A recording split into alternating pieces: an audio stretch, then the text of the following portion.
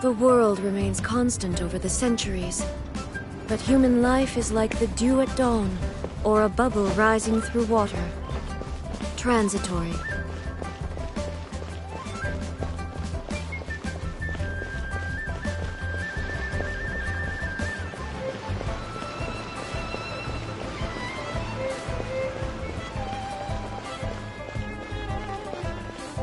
Oh. Baiju wasn't in his shop. Oh, you're looking for Dr. Baiju. He's resting today, but he said to send any patients to the back room. Ah, okay. Thanks. We'll head on through. Please, show me your prescription.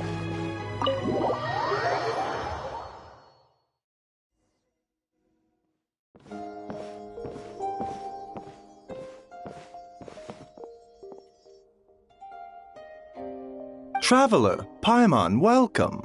What can I do for you? It's the Traveler. He looks absolutely beat these days. He has these huge dark circles around his eyes, like he hasn't slept a wink. And he keeps spacing out. You have to call his name several times before he snaps out of it. What do you think it is? Is he sick?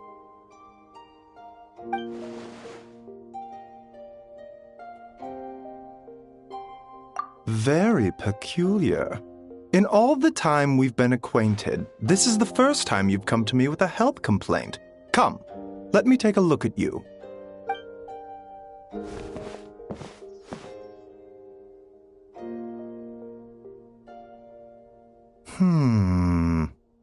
Okay, Paimon does not like that expression, Baiju.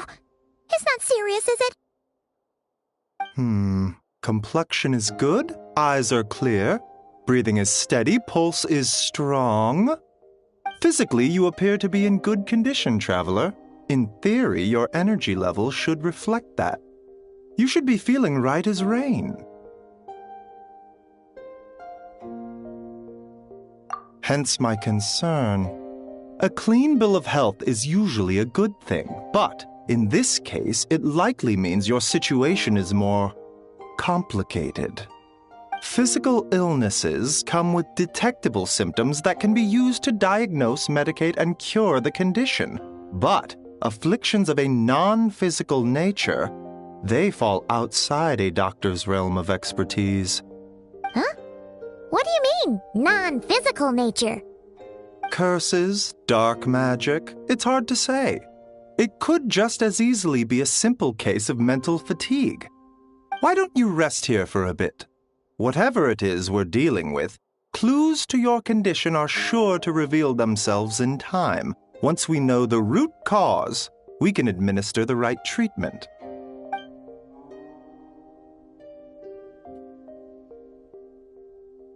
In the meantime, Changsheng and I will review the relevant literature for afflictions that present with mental fatigue.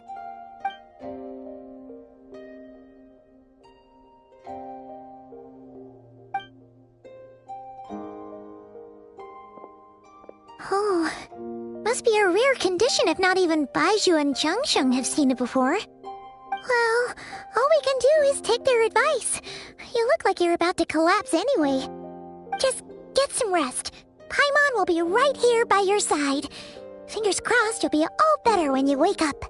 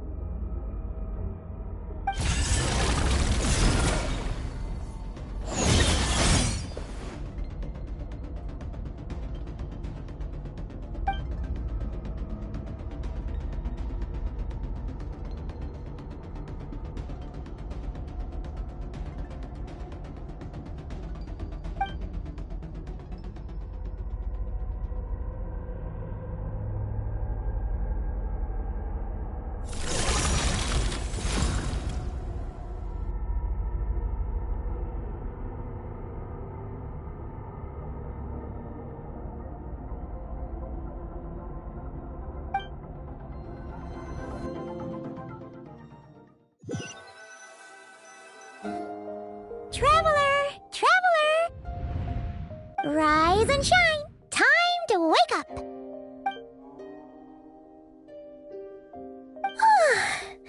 For once, you're making Paimon look like an early riser. It's already afternoon. Hopefully all that sleep did you some good. Feeling any better? A cut? What? Did you scratch yourself in your sleep? All right, let Paimon take a look.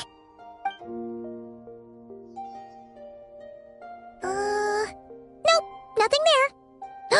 Wait, did you have a nightmare? Okay, don't panic. Paimon heard that dreams tell us what we need by showing us the opposite. So, if you had a nightmare, maybe all you need is something to cheer you up. Come on, Paimon will treat you to something yummy.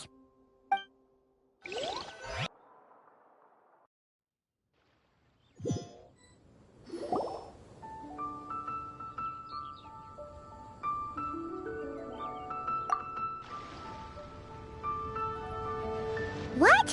So, in this dream, you were trapped in a weird place with thick fog everywhere, and then a spike came out of nowhere and stabbed you in the back? Oh. Okay, well, that's a new one. Are you sure it was a dream? 'Cause from the way you describe it, it sounds like you were really there. But then again, you woke up right where you went to bed. And you were definitely in a deep sleep this morning. Then, it's decided. Paimon will stay up and watch over you tonight. If anyone tries to mess with you, Paimon will beat him up. Or, wake you up first and then we can beat him up together.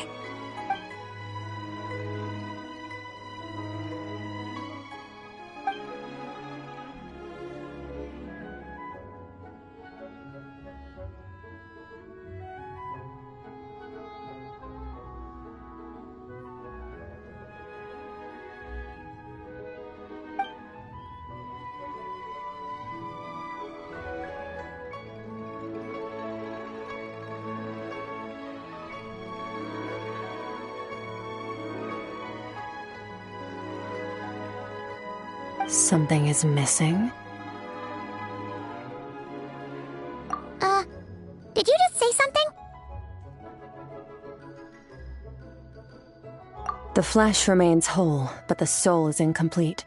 Left unresolved, the mind will wither away along with it. Ah! What the? Wait! Paimon remembers you! Your child's master! Skirk? Right! What are you doing here? The last time we saw you was at the Primordial Sea in Fontaine, right? But then we left and never learned where you went after that. Child's been looking everywhere for you, by the way. What brings you to Wanmin Restaurant of all places? You came here looking for us? And were you the one behind that hocus pocus just now? Tell me, what is it that you saw? Tight-lipped, huh? I suppose that's fair. You, I'll take a glass of wine. Oh, of course! Coming right up. We make this one in-house. It's not too strong. Enjoy. Chef Mao, I'll take a grilled tigerfish over here. Coming right up. If I knew we'd be this busy, I wouldn't have approved Shenhe's vacation. At the end of the day, what happens to you is of little consequence to me. I'm not here to try and win you over. Trust me or not, the choice is yours. If you want my help, now's the time to speak up. You have until I finish my drink. I was investigating an abyssal disturbance in the area and happened to notice you. Part of your soul is damaged, and the wound bears traces of abyssal corrosion. Need I say more? Neither of those things sound good.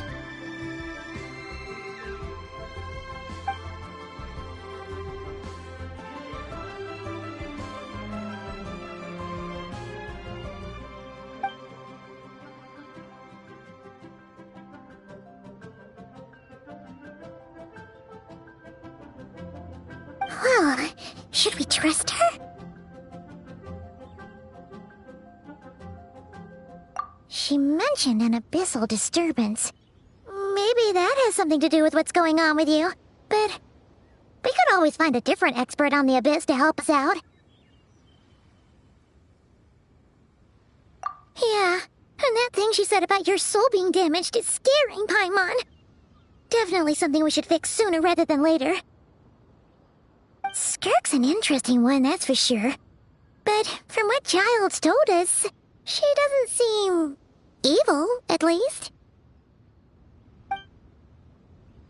1, 2, 7, 10. That'll do. Well, have you made up your mind?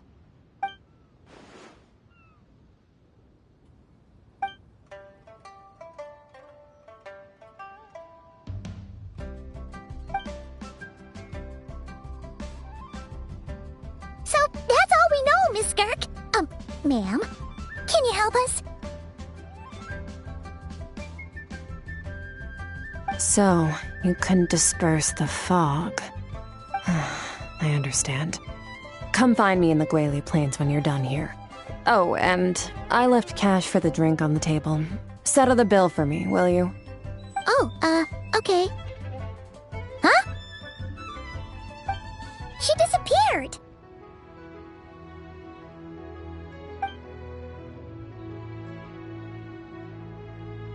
Wait, hold on. You overpaid.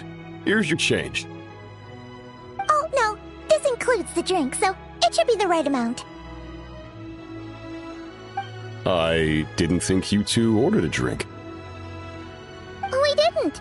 It was that lady who came and sat with us, remember? You brought it out to her yourself.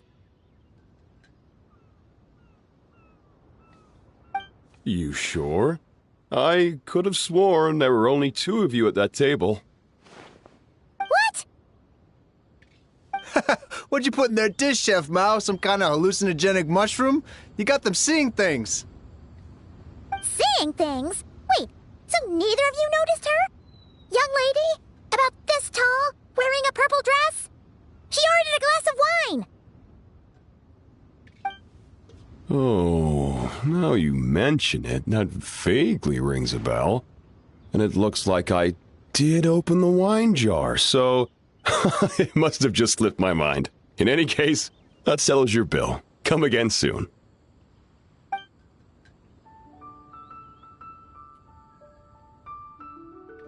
Coming! Okay, what was going on there? It's like they didn't remember Skirk being there at all. Even Paimon was half convinced we hallucinated the whole thing. But that Mora she left for us was definitely real. Oh, this whole situation is giving Paimon the creeps. But anyway, she told us to head to the Guili Plains, right? Let's not keep her waiting.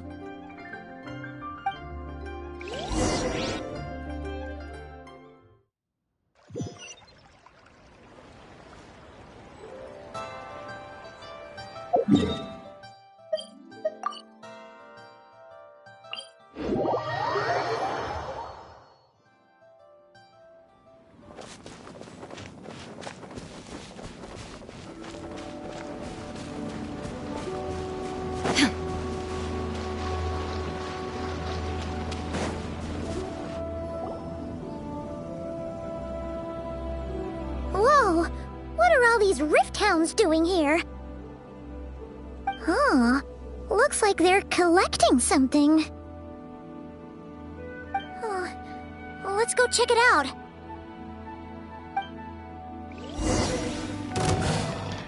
Illusion shot! Make yourselves a move! Rev the engine!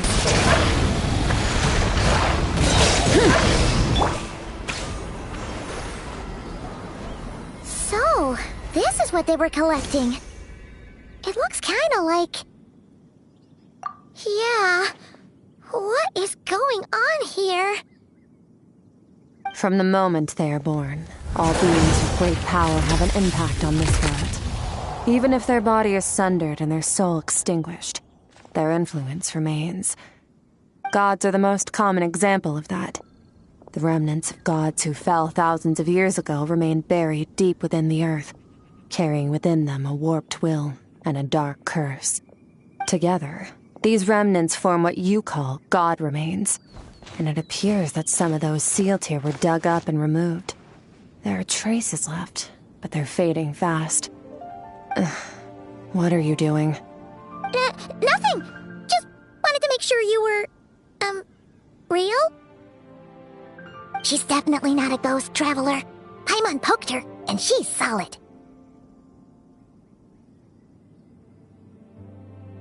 Your life hangs in the balance, and that's what you're fixated on? Strange set of priorities. It was just a trick to avoid being perceived. If someone notices me, those memories are erased. Simple as that. Unlike you, I have no desire to establish a connection with the world. The weak and the lowly have no right to remember me. They're lucky they only have a few missing memories to show for it. Now, can we please get back on track? Okay. Where were we? Right. The god remains. So, basically, there's now less of them here than there used to be, right? Isn't that a good thing? In our experience, god remains are 100% bad news. A lot of terrible things have happened because of them. Maybe it's a good thing by human standards, but power doesn't come from nothing, and it doesn't just disappear for no reason. The remains aren't just gone. They were taken. Very clever, traveler. You aren't the only one who had something taken from you. There are victims like you everywhere. The only difference being, you can speak, and the remains cannot, so it went unnoticed. Something similar happened in Sumeru. Within the span of one night, countless consecrated beasts were slaughtered, and a large amount of the god remains buried in the desert went missing. Of course, god remains are just one of the targets. The culprit is chipping away at sources of power all over this world, including the Stella Fortuna above. Wait, you mean...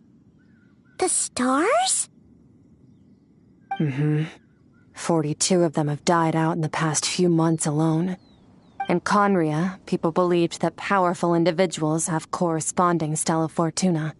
Even should that individual fall, their Stella Fortuna would not disappear, but gradually evolve into a new constellation. Yet now, stars are disappearing from the skies entirely, and it's not hard to deduce what's happening to the power they contain. Something has been leeching power from this world like a parasite steals nutrients from a host. And now, it's no longer satisfied with the remains of the dead. It wants you. This time, it only took a fragment of your soul. But next time, there's no telling how far it could go. No one knows. All I know for certain is this. Getting back what you lost will not be easy. Considering how much power this entity has stolen, it must be a god-level being by now at least. But that's not the real concern. Souls are fragile things, and yours could easily be crushed if you go up against it. So you're gonna help us, right? We're going to help each other. You are my ticket to uncovering this thing's true identity. Well, great! You seem super strong, and you know a lot about the Abyss, so Paimon will take it. Don't get all mushy on me. All I'm doing is helping you get back to normal after a sudden crisis. And I should warn you, getting mixed up with me can have unforeseen consequences. We're on very different journeys. You don't want to be in my debt, trust me. You help me uncover the truth behind this entity, and I'll help you recover what you lost. This is a transaction, that's all. You would do well to remember that. Now, come along. Yeesh! You'd think she'd be a little friendlier since she's agreed to help us. But nope, she's just like when we met her in the Primordial Sea. So cold. Well, whatever. If that's how it's gonna be, then she doesn't deserve our friendship. What she does deserve is a super embarrassing nickname. Ah, Paimon's got it. Frosty the Lavender Melon. Serves that Ice Queen right. Anyway, the important thing is that we get that piece of your soul back. So, let's follow her and see what sort of plan she's got.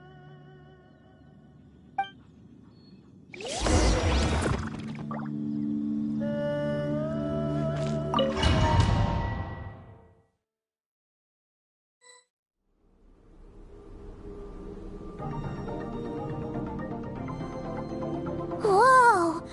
This place is way bigger than Paimon expected. Where are we? This is where I live. I suppose it's the closest thing I have to a home here. It is. I brought you here because time flows differently in this place. I don't know how much Ajax has told you, but when he fell into this space, I mentored him for 3 months. In that time, only 3 days passed in the outside world. Ajax? Oh, right! That's Child's real name! Yeah, Paimon remembers him mentioning something like that. So, a month here is equivalent to 1 day in the outside world? That should mean we're safe from that power-hungry soul snatcher for now, right?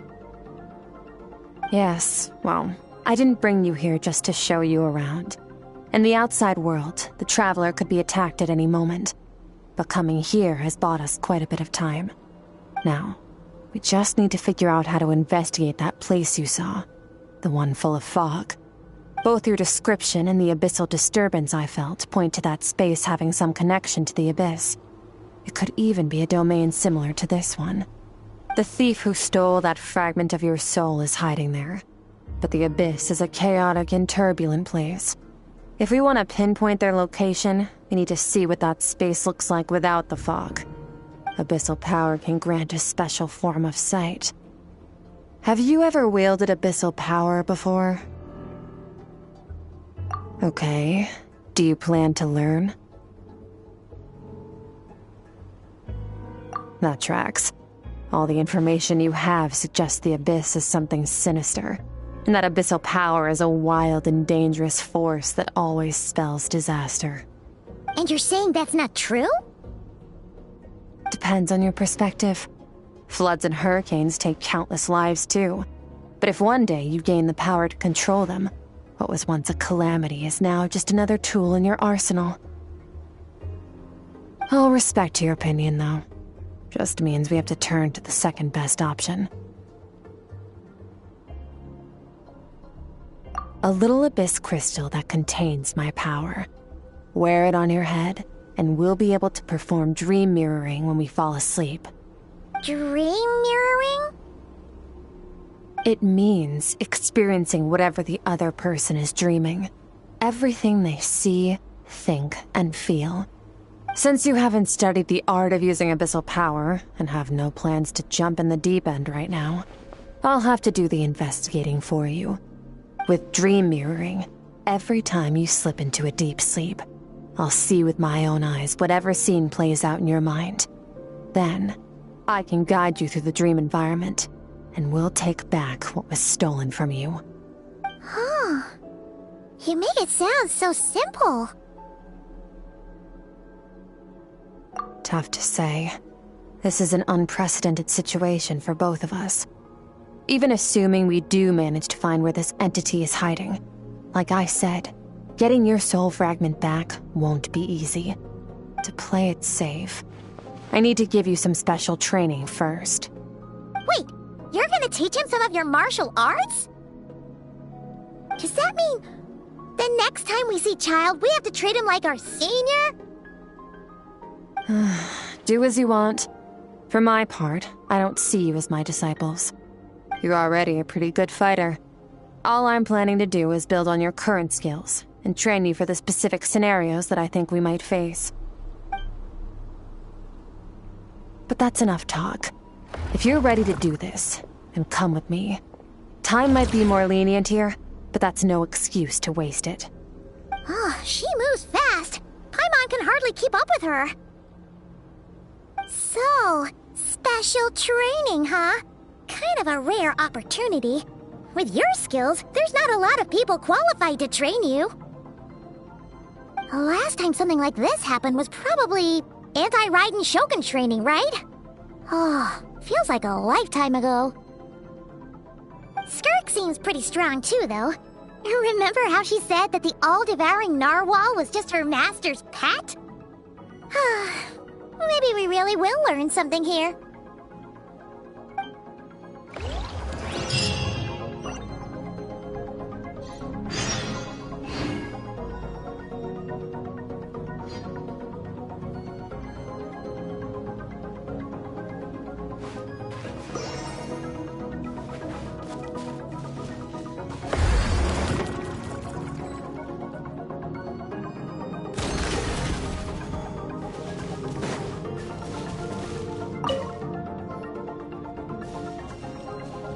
Ready?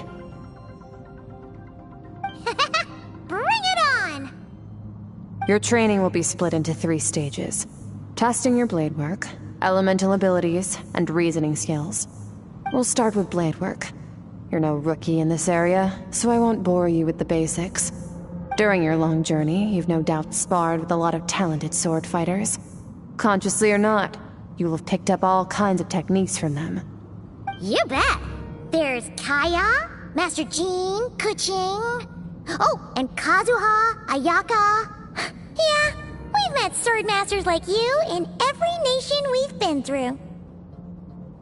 You sparred with a bunch of them too, right? Nice to know it's all gonna come in handy now. Don't get too smug. In sword fighting, techniques alone are not enough. You need a cohesive system to bring it all together. A style or school of fighting. To use the human body as an analogy, your style is your skeleton, the foundation, the framework. Techniques are the muscles and other flesh attached to the bones. This is where your strength comes from. Improving your sword fighting is like growing that body. If your frame got bigger and taller, but you didn't add any muscle mass, you'd be weak and flimsy. Then again, if you packed on pounds of flesh without a big enough frame to support it, you'd end up bloated and unwieldy. You need to do some introspection. Take a good, hard look at your past experiences, and figure out which parts of what you've learned are just techniques, and which parts can be used to form your own system of blade work. Only then will you get the full utility out of all your thoughts and observations along the way. Only then will every strike you deliver make perfect sense. Wait, is that it? Paimon thought you were gonna teach him some cool new moves. Like when you went swoosh and opened a tunnel to another place. One day, you'll reach a new level of power where you realize that even that's as basic a trick as any other. But right now, our sword styles are so wildly different that teaching you mere techniques is pointless. There are no shortcuts in the pursuit of power. Failure is your best teacher, and rigor is your coursework. That's all I have to say. Time to make a start. Train until you're satisfied with yourself. Now focus. Destroy the crystal columns as swiftly as you can.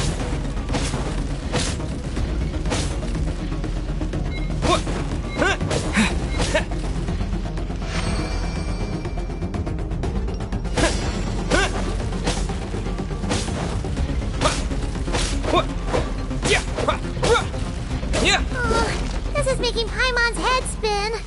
Hang in there, traveler!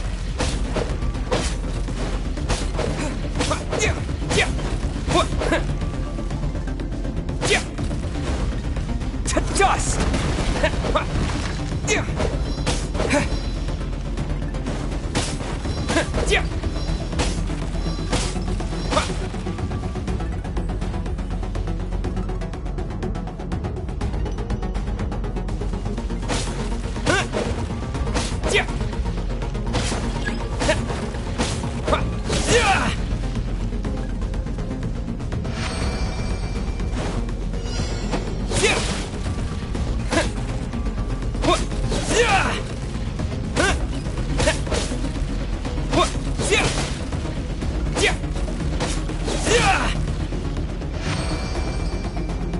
Stay calm. Use your head. You have to keep it together.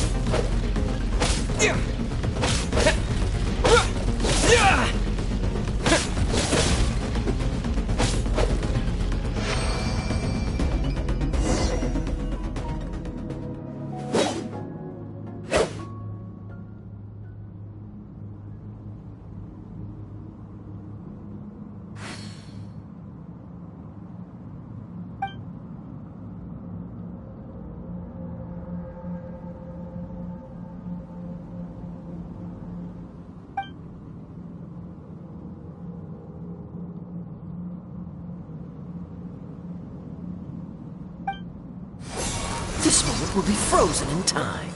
Cut to the chase. Consider a moment of true mastery that you've witnessed in another person, and ask yourself, what lies beneath the surface? What's their guiding philosophy? What's their state of mind as they maneuver their weapon?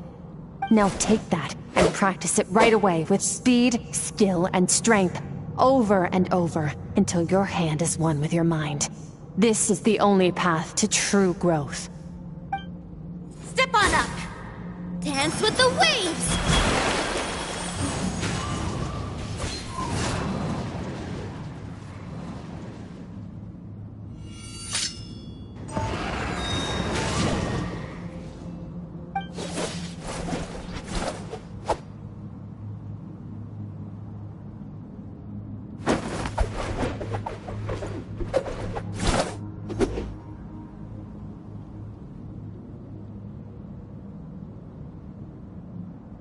If you start to tire, empty your mind, but do not stop.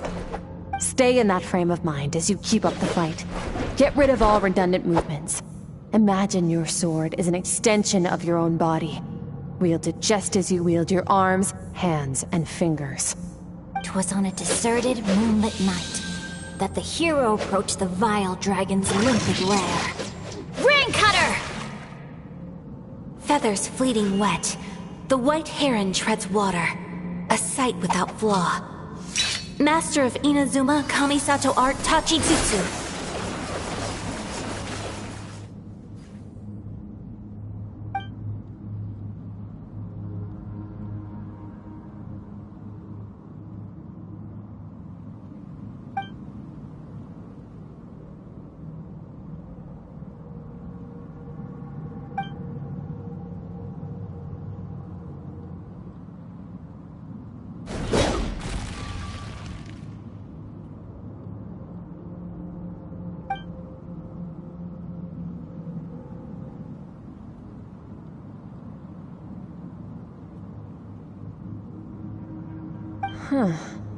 Looks like you've made some real progress. That concludes your training session. Awesome! Paimon knew you could do it! How do you feel? As you should be. Time flies when you're training hard. You've actually been going for several days now with no rest. Yeah, meanwhile Paimon's had a whole bunch of naps. But you were so focused, she didn't want to interrupt you. Go get some sleep. I'll be doing the same very soon. Let's hope you see that foggy place in your dream, so I can get this investigation over and done with.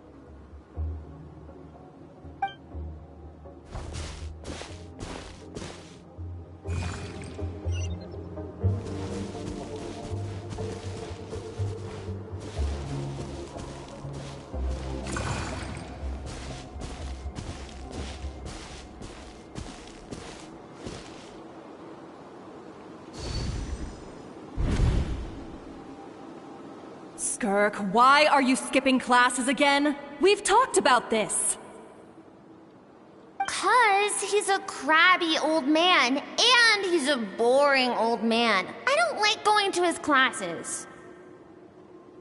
Excuse me? You shouldn't talk about your teacher like that. It's very disrespectful.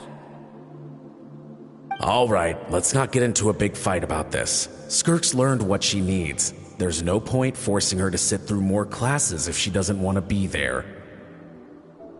But I'd still love to hear about what you got up to yesterday. Why don't you tell your dad all about it?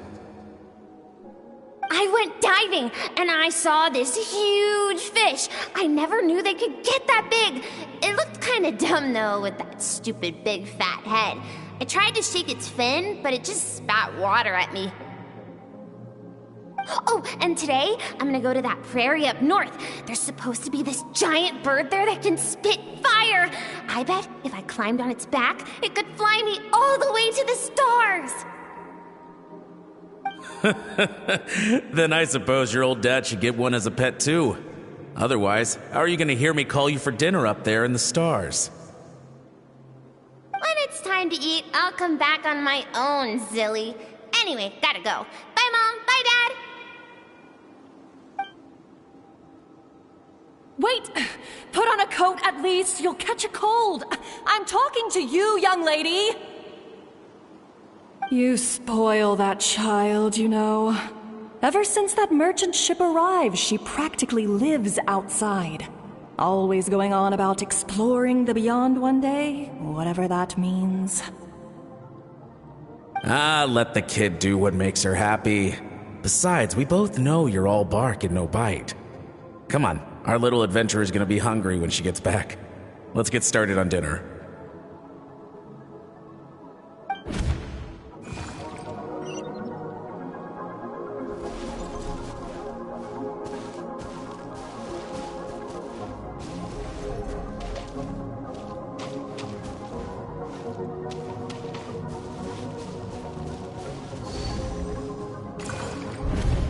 The stars shimmer high above. But what lies beyond the stars? Mountains as far as the eye can see? An endless snowy plain?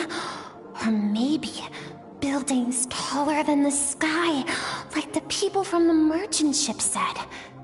I can't be the only one asking these questions. The universe is fascinating. If only I could meet some other people like me. We could set sail together and explore every corner of the world. I'm sick of being a kid. There's so many amazing things out there, and I'm ready to see them all. But for now, I'm starving. Better get back.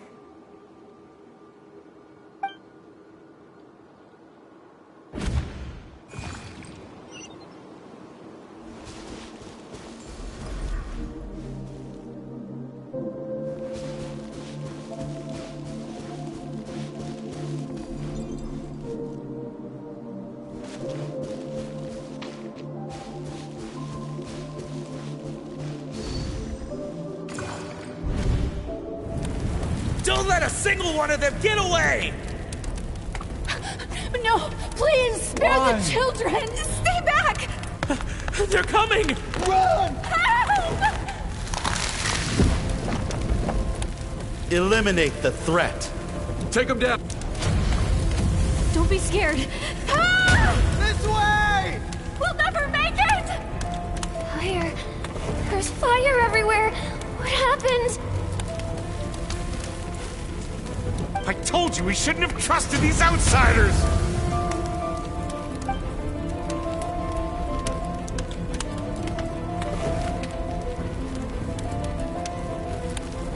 Why are you doing this? What did we do to deserve this? We welcomed you with our finest food and drink, showed you the best our home has to offer, gifted you cloth dyed by our own hands. And this is how you treat us? Run! Save yourselves! Captain, Zone 3 is clear and we have Zone 2 surrounded. Begin extermination. Remember the orders from upper command. No one is to be left alive. Rest assured, sir. We have enough munitions to annihilate these savages and burn their entire civilization to the ground.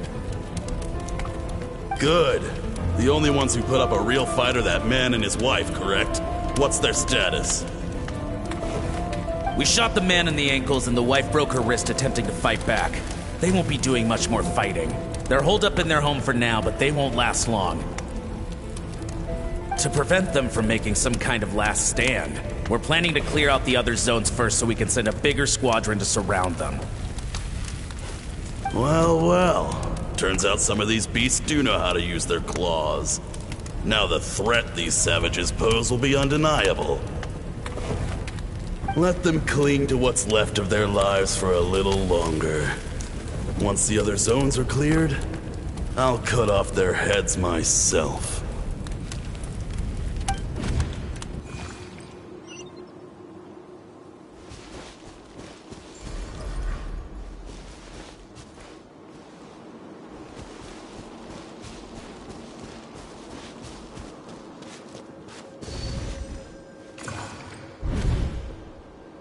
Dad? Mom? Skirk! You're alright! Thank heavens! I'm so happy to see you, sweet girl. But you need to go. It isn't safe here. They'll be back any second. What happened? You're bleeding a lot. Dad? Mom?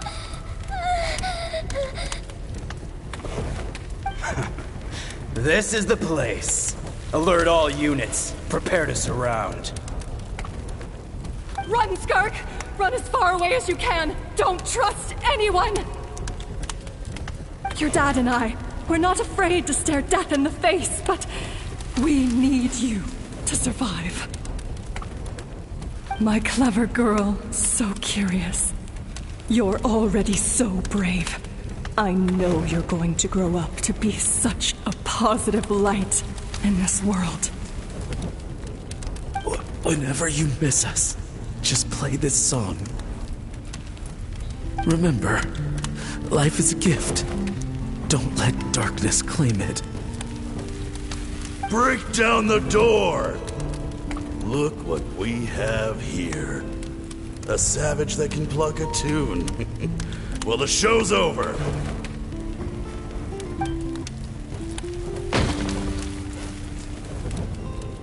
You! Stop singing! Shut it! I said shut it or I'll make you! Fine. Have it your way!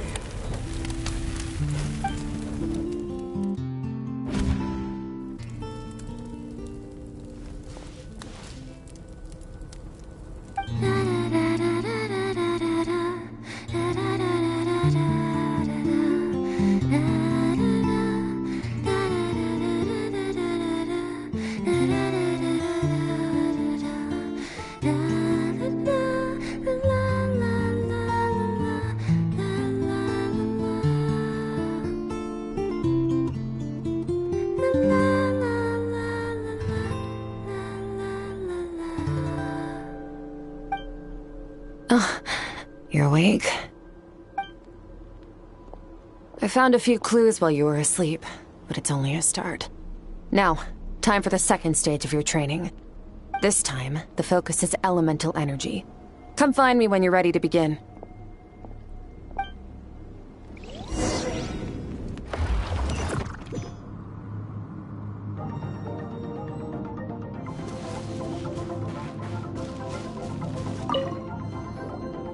Man, staying in the abyss feels so surreal, don't you think? No day and no night. It's like time hardly exists. If we weren't careful to keep track, it feels like we'd have no idea how long we've even been here. Well, except for the fact that Paimon still gets hungry like clockwork. You go do your training. Paimon's gonna grab a bite.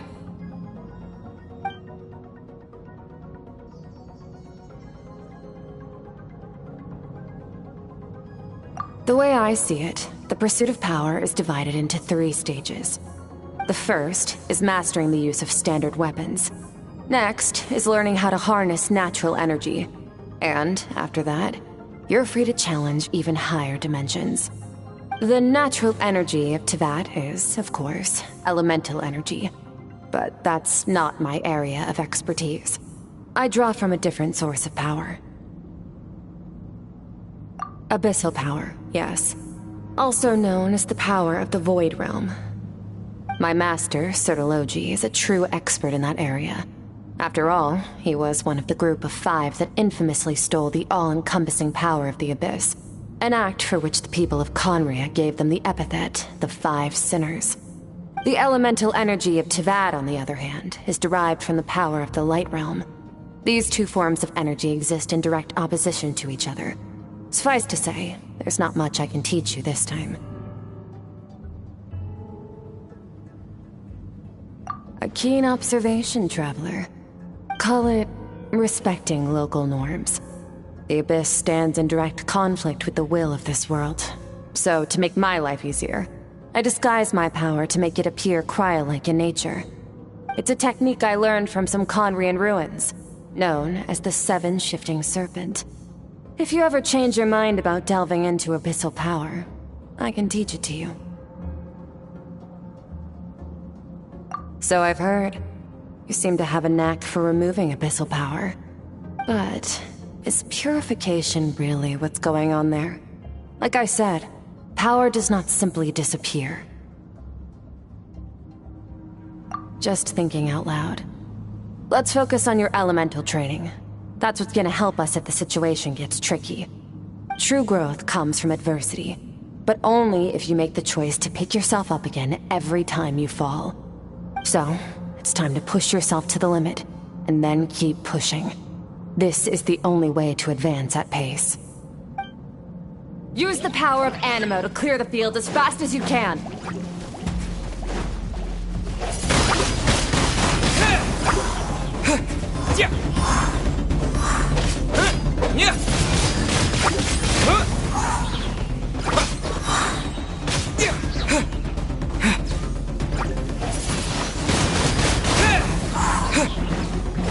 With the wind!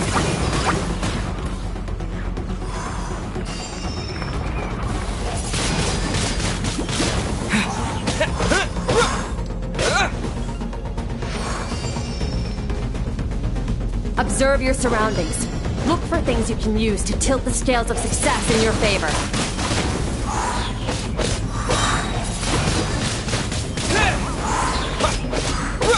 Disappear!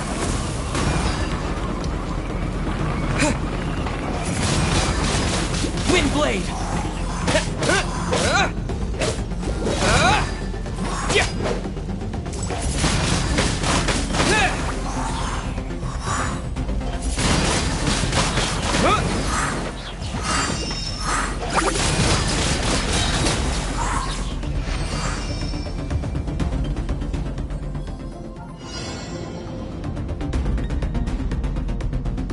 Use the power of Hydro to destroy the spikes.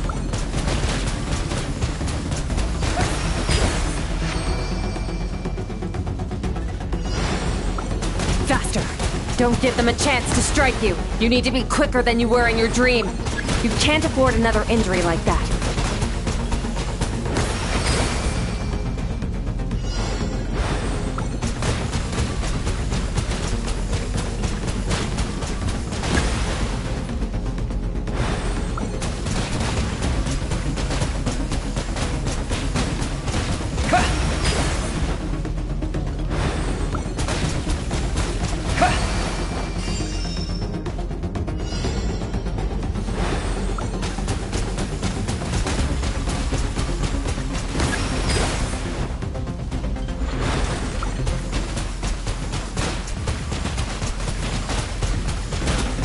Water jet!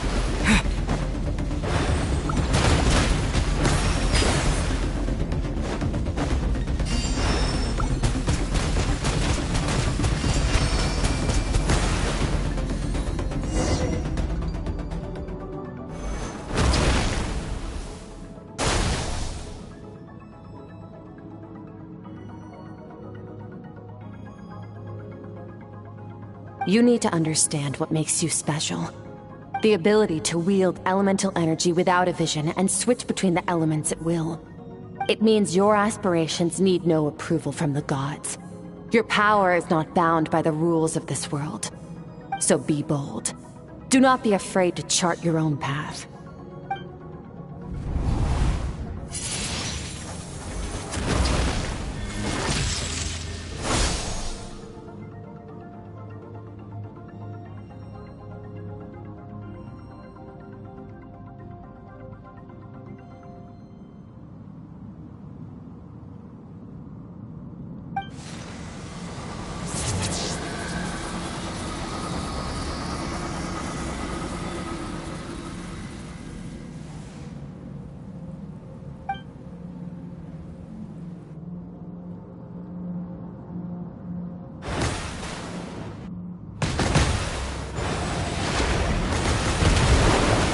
Very good.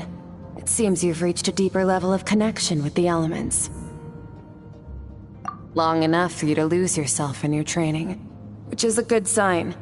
Relentless practice with the elements has drained all your strength, but it's also what allowed you to make progress. Get some rest. When you wake up, we'll proceed to the final stage of your training.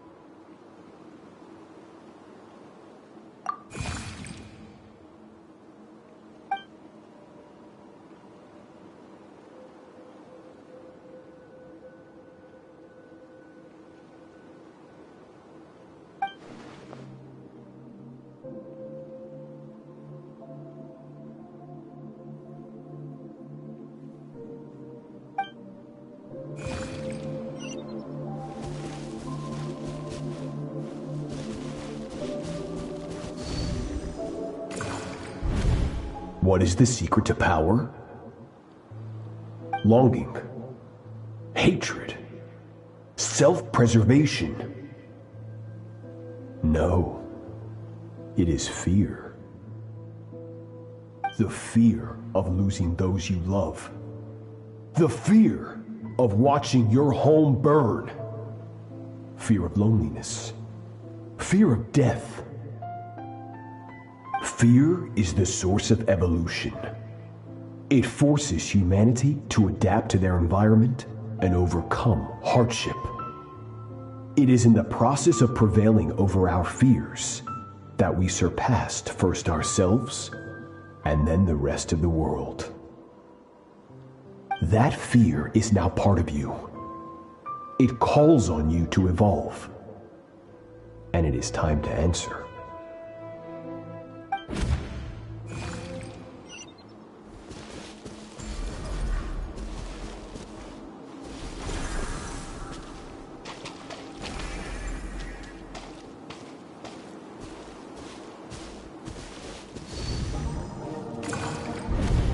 Any minute spent missing home is a minute wasted. Practice your sword work instead. Do not make me tell you twice. But, Master, I can barely lift the sword anymore. If I keep going, I feel like my wrist is going to break. So it has not broken yet. Then pick up your sword and keep practicing until it breaks. I want to hear the cracking and splintering of bone. After all, bones can always be reset.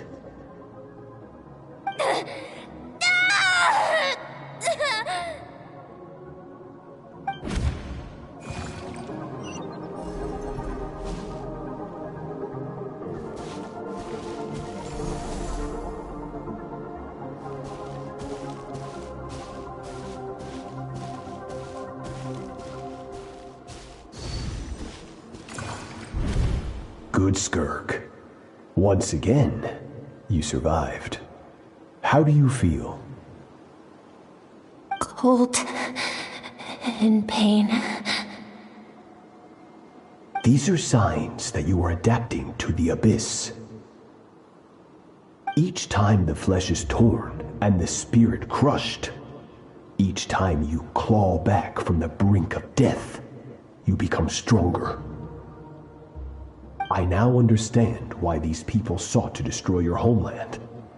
Your potential goes beyond even what I could have anticipated.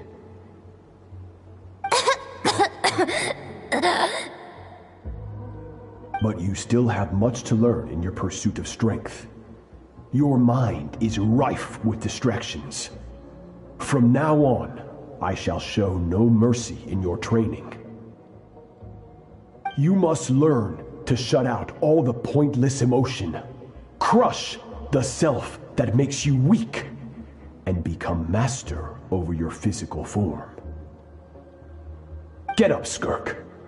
Wipe the blood off your face. Cut away the rotten parts of your flesh. And mend what is broken. Then take up your sword.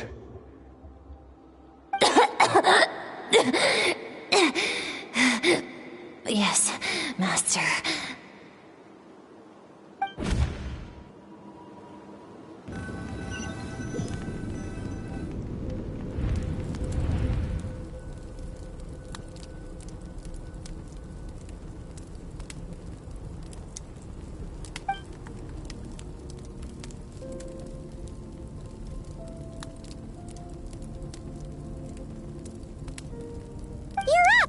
Hopefully you got some good rest.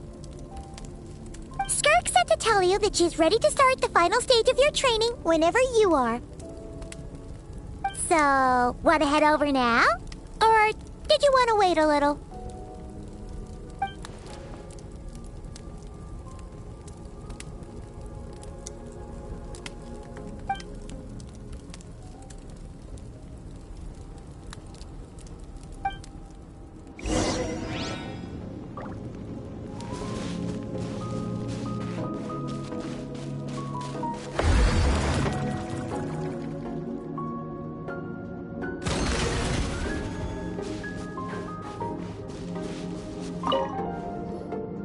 From your training so far, you have gained better command of the sword, and more control over your elemental abilities. That's only part of it. Experience is the real teacher. Your journey, the friends you have made, the dangers you have faced. These have taught you more than I ever could. Now, it's time to focus on how you react under pressure. You must be able to think rationally, even in unpredictable combat situations. To simulate this, I'm going to attack, and you're going to block. Ready?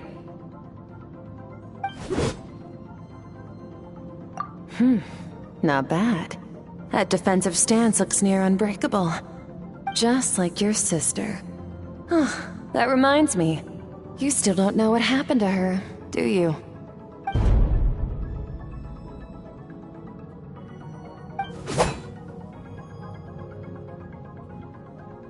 Hey, no fair! That's cheating! You think every opponent has the same moral code as you? You can denounce their deplorable methods all you want, but only if you live to tell the tale. The dead don't get to complain. Strong emotions will always arise in combat. Anxiety, anger, fear. But a true warrior is never at their whim. Only when you are free from the influence of emotion can you make the right choice, no matter the situation. How amusing. Almost sounds like you think you know me. But you don't. You can choose your own path.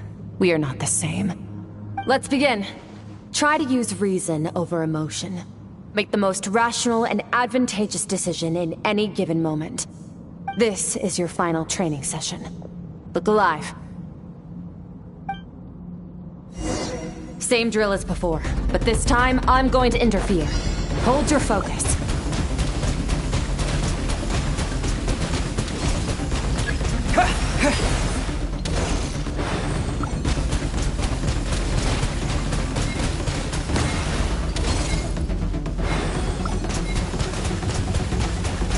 Water jet!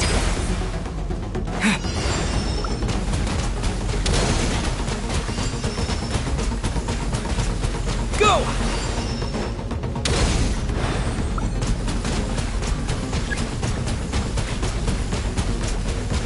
Water jet!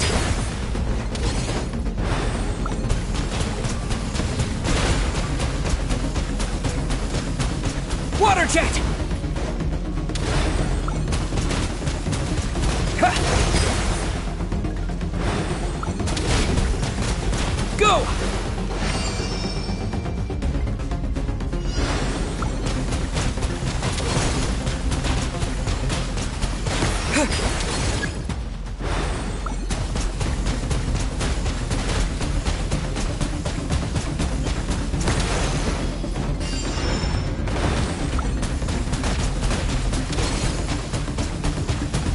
Go!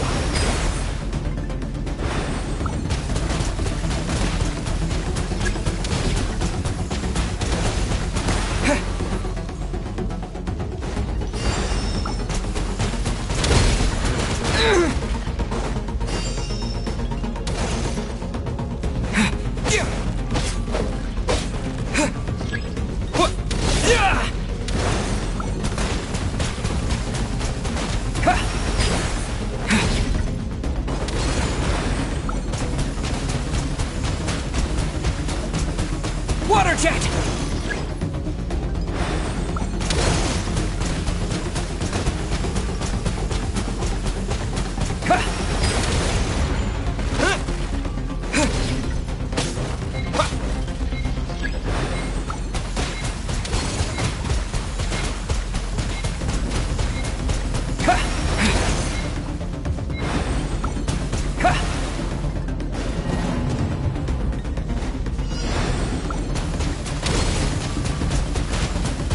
Go! Water jet!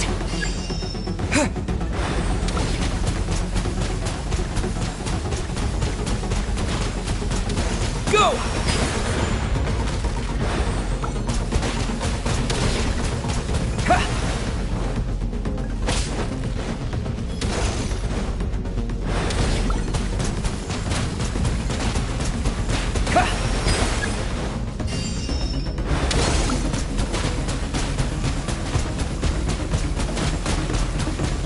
Water jet!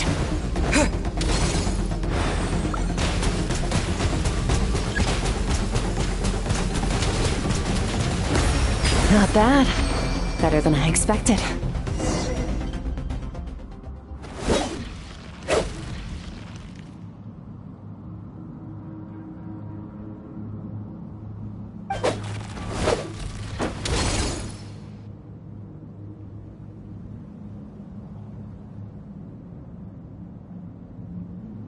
You're getting the hang of it. The first step to controlling your emotions is controlling your mind. You want a unified train of thought. It all comes down to focus.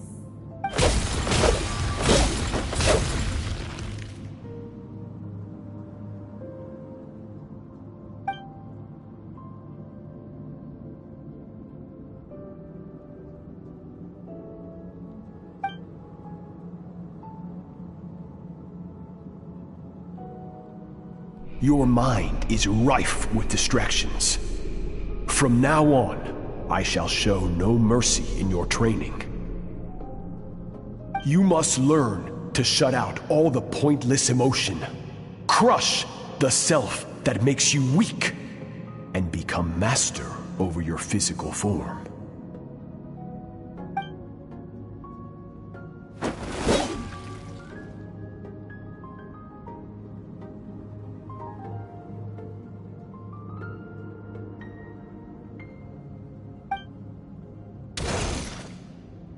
Stop. Let's pause here. One look, and I can tell your mind has wandered. That's to be expected. There's a limit to how long a human being can concentrate on one thing. Staying calm and focused sounds simple in theory, but in practice, it's more demanding than sword work or elemental abilities.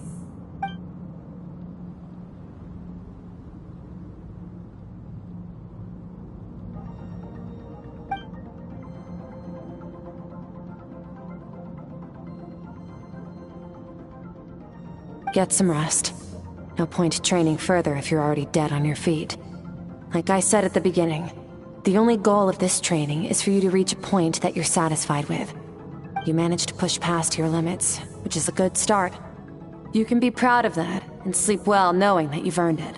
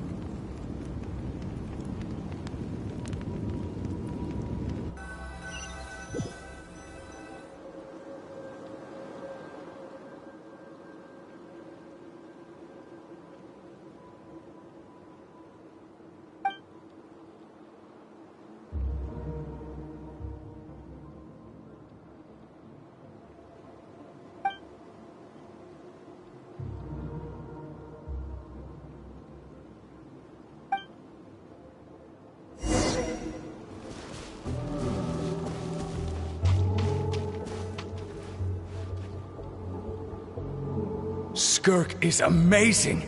She faced down that terrifying giant and cut its head clean off.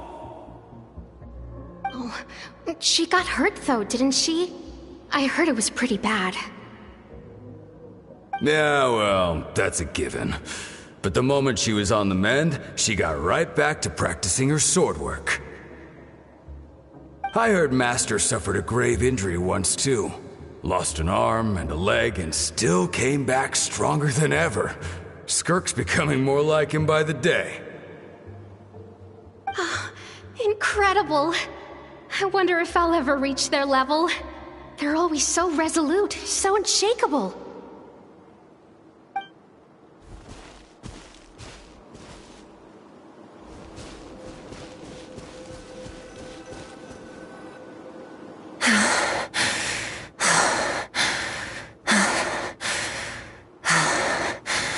Pathetic. You're not even trying. You're so much weaker than you think. Skirk, have you become a positive light in this world?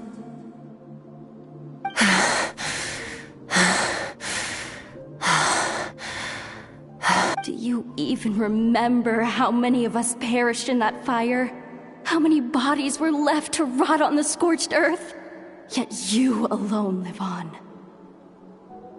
Keep your gaze fixed on your blade. You don't deserve to rest. I have so many questions. I just want to jump in a spaceship, explore the whole universe, and get answers from the stars. I just need to wait till I'm grown up. Then I can do anything. Now, you must bid farewell to who you were in the past and become someone stronger. Run, Skirk, run! Only death awaits us here. Keep running, and don't ever look back.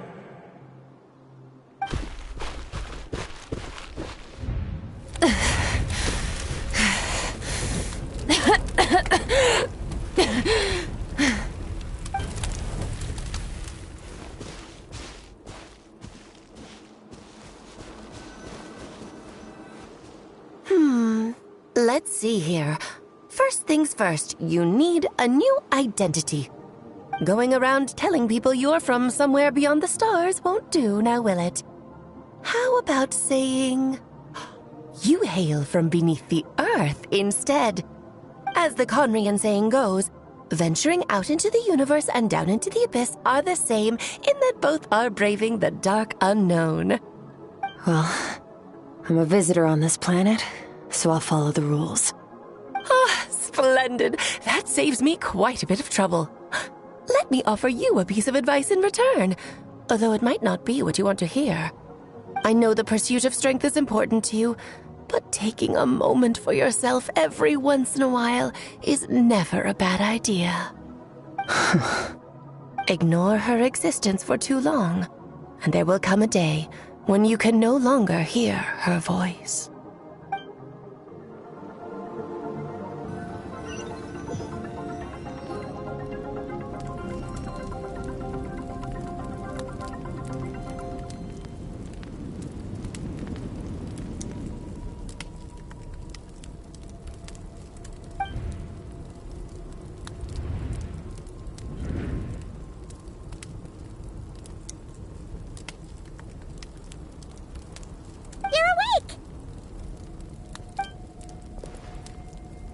Starving, right? Ta-da! A barbecue feast just for you! Of course you are! That's why Skirk and Paimon got this all ready for you. Dig in, before it gets cold. Ah, well, if you're around someone long enough, it's bound to happen. Plus, Skirk can cook. So, Paimon decided she can forget the whole Ice Queen thing. Paimon's not one to hold a grudge. Here's an idea. Let's save the chit-chat until after the meal.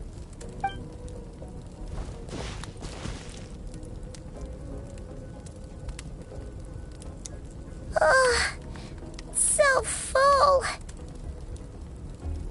Okay, it's Paimon's turn to sleep now. Wake her up when it's time to go.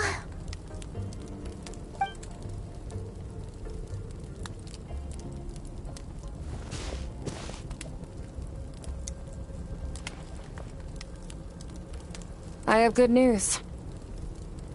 First, your training is complete. You have what it takes to wield immense power. Now it's just a matter of putting it into practice. Continue to learn from your journey and hone your skills against formidable opponents. Second, I've located the culprit we've been searching for. Next, we just need to retrieve the missing part of your soul, and our business will be concluded. When Ajax trained with me, he once told me he was bursting with questions. So I allowed him to ask me 3 of them before he left. You and I may never meet again, Traveler.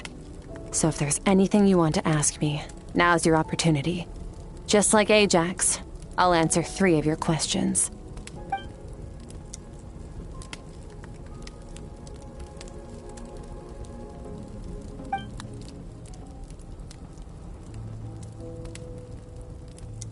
Okay, not the angle I was expecting. What makes you ask that?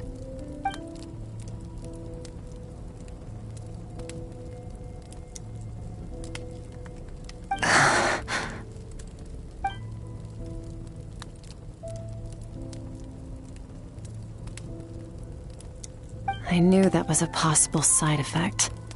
Closed off my mind to you for that exact reason. Even with the dream mirroring, you should have seen nothing but endless darkness.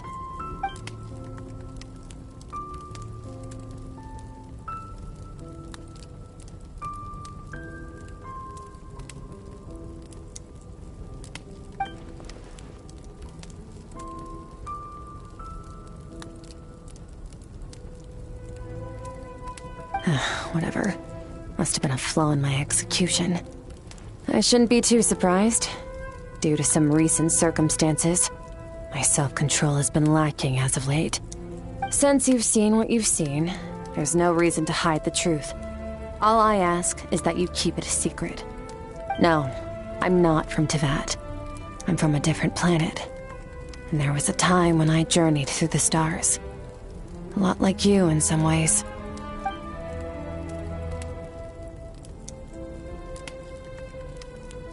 No, we're different in that respect.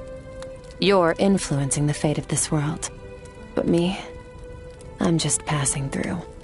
Several hundred years ago, my master, Sertologi, opened the border between worlds and sent me here. But this is not my home. And one day, I'll return to the vast unknown of space. So, there you have it. On to your second question.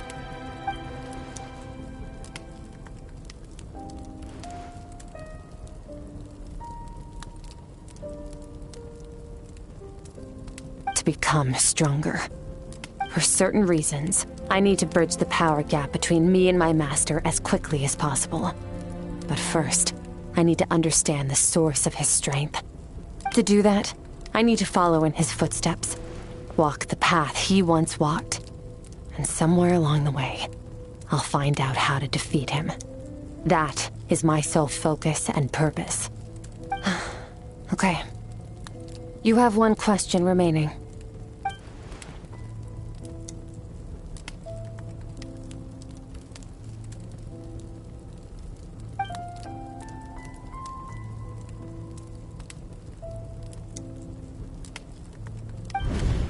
You make it sound so easy.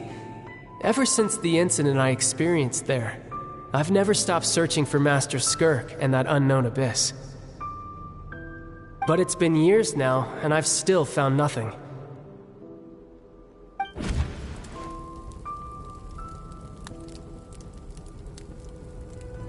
Well, your last question?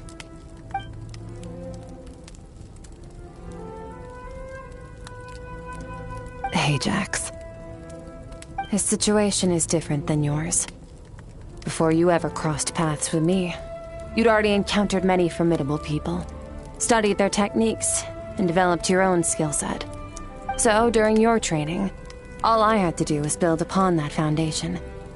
But Ajax was so young when he came to me. A complete blank canvas. Children can't help but imitate their role models. In the long run, that would only hinder his growth. Once Ajax has enough strength in his own right, I will allow us to meet again. Until then, let that motivate him to reach his full potential.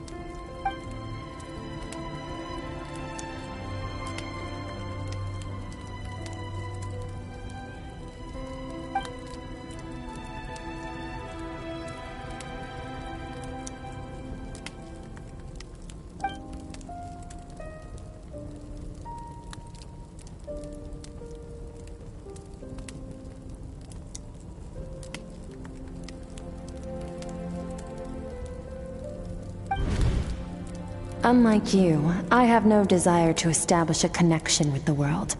The weak and the lowly have no right to remember me. They're lucky they only have a few missing memories to show for it.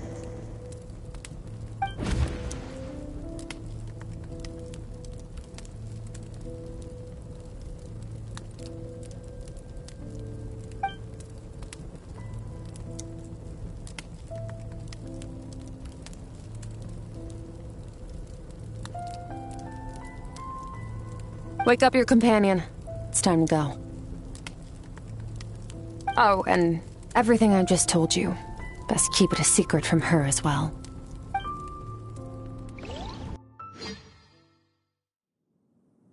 Time to go. Oh, finally. Where are we headed? Just follow me. I'll open an abyssal rift close to the culprit's location. It will take us to where he's hiding.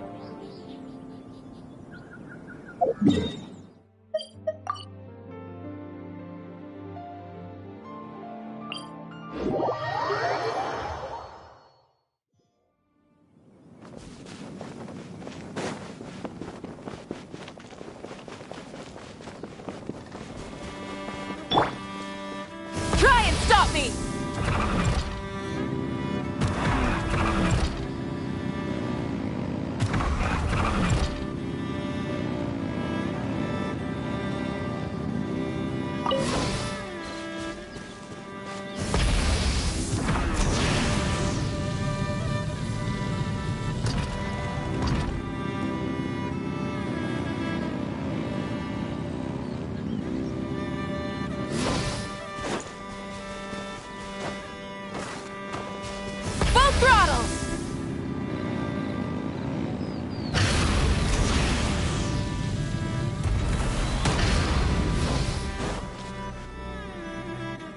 Wait, this is near the chasm, right?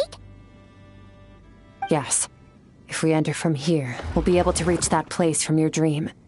You have some experience with abyssal domains by now, but still, this is someone else's territory. best to proceed with caution. Don't worry. Paimon's an expert at hiding behind other people for safety. Oh, but, that means you need to stay safe, Traveler. All right. Remember your training. Time to put it to use.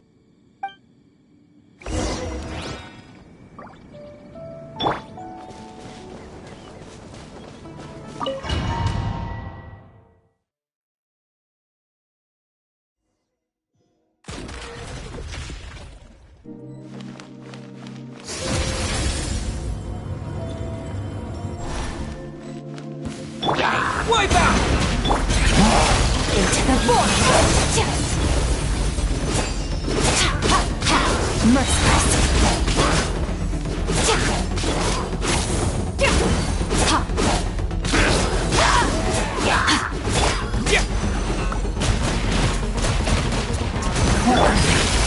Another star goes out!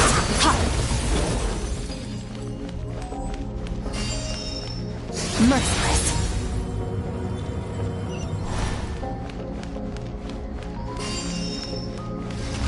Whoa! Look at all these spikes! Careful! Don't get hit! You know what? Paimon's just gonna float behind you. Come on, you got this.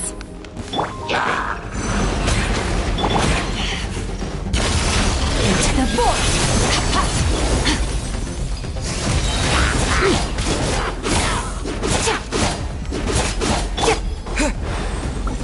Wait! Go! Fearless. Hey, what are you two doing here?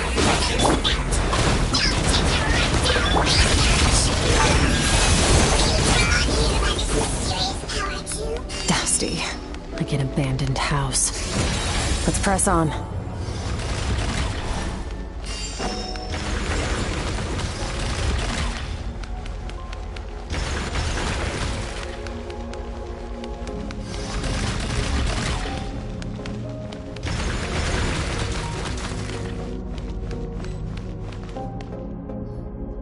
Oh, looks like this is a dead end. Did we make it to his hiding place? Ugh, this fog is making it impossible to see anything! This should be the place where you were attacked, Traveler. The missing part of your soul should be nearby. Can you sense where it is?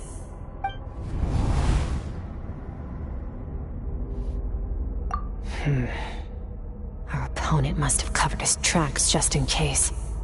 Otherwise, you should have sensed it much more strongly. Hold on! Look! The spikes are back! Stay calm. Let's hold back a little. Give our enemy some wiggle room so we can see what we're dealing with. If you're too reckless, we might be playing right into his hands.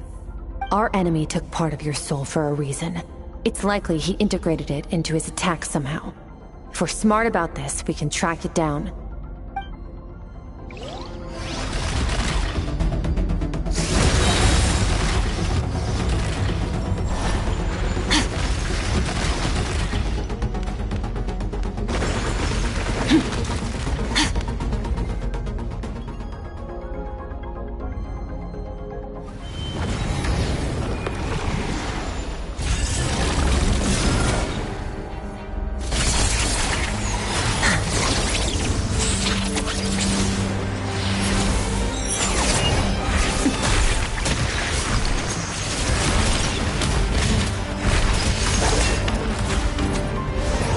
From the start, the attacks have been focused on me.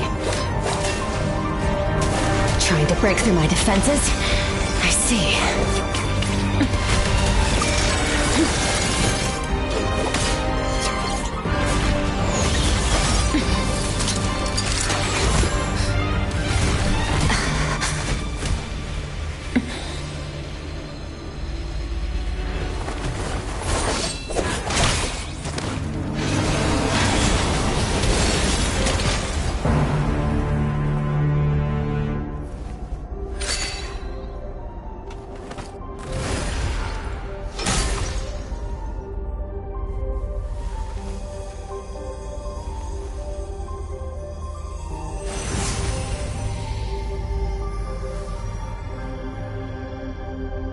There. I got it back. Traveler! Skirk! What happened? It looked like Skirk just got...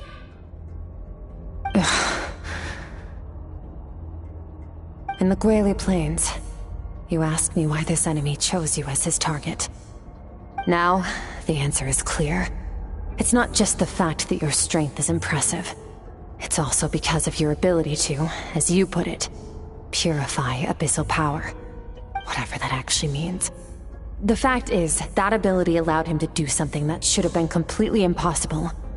Namely, break through my defenses and steal my power. No, he couldn't have known I'd come to his domain. He only stole your soul fragment because he knew the value of its power. I doubt he expected it to come in handy so soon. Call it fate, if you want. I believe that's the term they use in this world for arbitrary coincidences like this. In any case, it works to our advantage. Once I realized what he was using that power for, it gave me the chance to get back what you lost. I'll cope. Well, done gorging?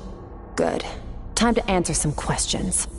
How did you get the power of the all-devouring narwhal? The all-devouring narwhal? Oh, of course! Paimon knew that spike thing looked familiar. It looks just like that narwhal's horn! I highly doubt you acquired that power through your own strength. Tell me I'm wrong. You're desperate enough to scour the land for god remains and whatever vestiges of power you can find. That alone proves you wouldn't be able to defeat a creature like that. Which leaves one possibility. You know my master, the Foul, Sertologi. The Foul? Who dares call him Foul? Sertologi.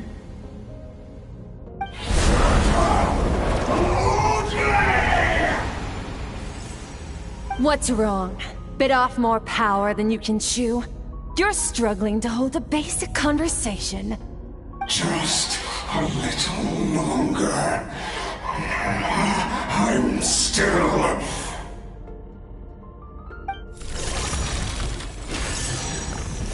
Look! It's back! Those obsessed with power will let it devour them before abandoning their pursuit. Keep calm and use reason to decide the best course of action.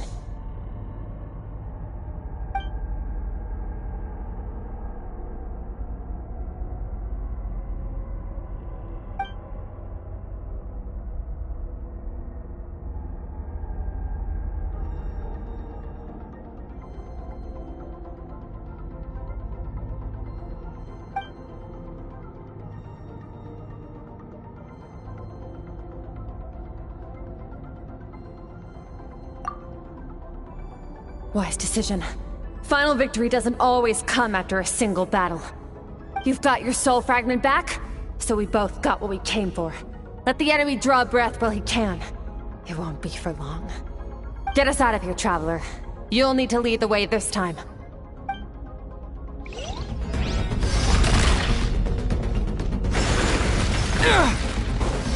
Skirk, is your shoulder gonna be okay? The wound is minor. It'll heal in no time. You should focus on getting out of here alive instead. Uh-oh! Falling spikes! Run!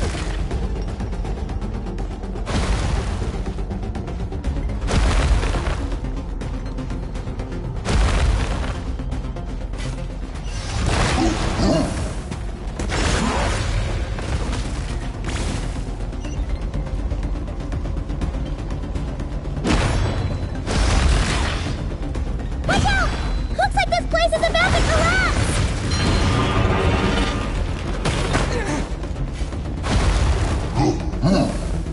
So, this guy's power has something to do with the all-devouring narwhal. Did you know that all along, Skirk? I had my suspicions. That's why I decided to investigate him.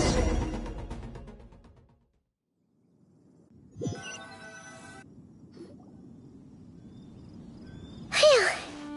Oh, we should be safe here, right? I no longer sense his presence.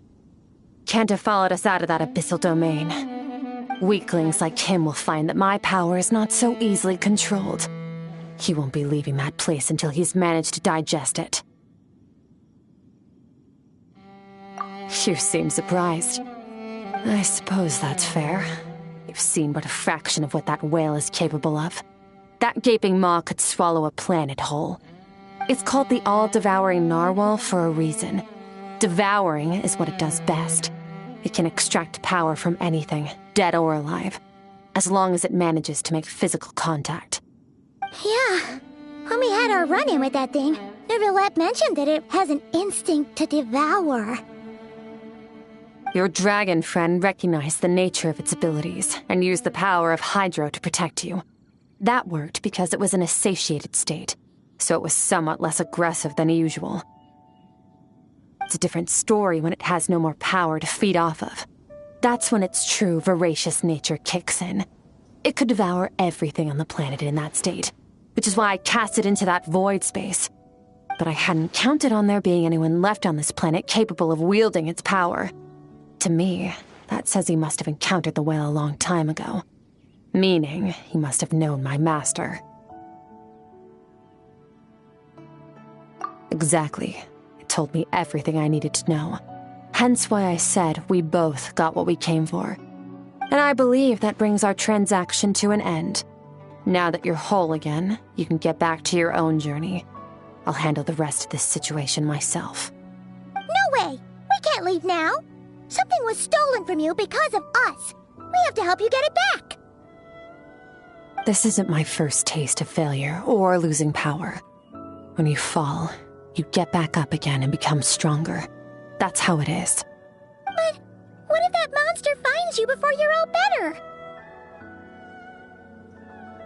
Plus, how are you gonna get home? It's not like you can just go swoosh and open a door to the abyss again. Not without your full strength. So, sticking with us for the time being doesn't sound so bad, does it?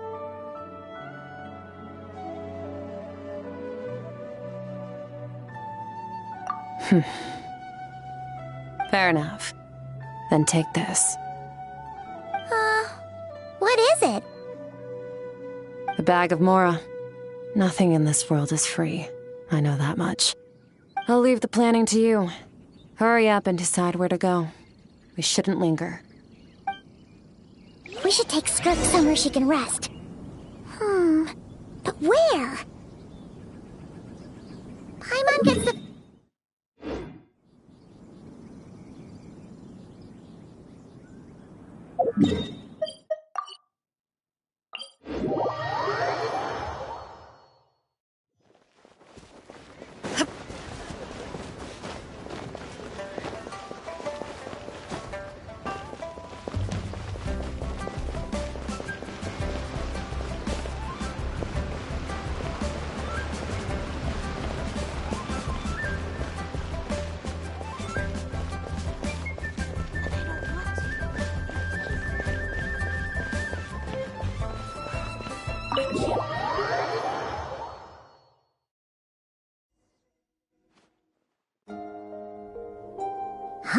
This bag from Skirk has a ton of Mora in it.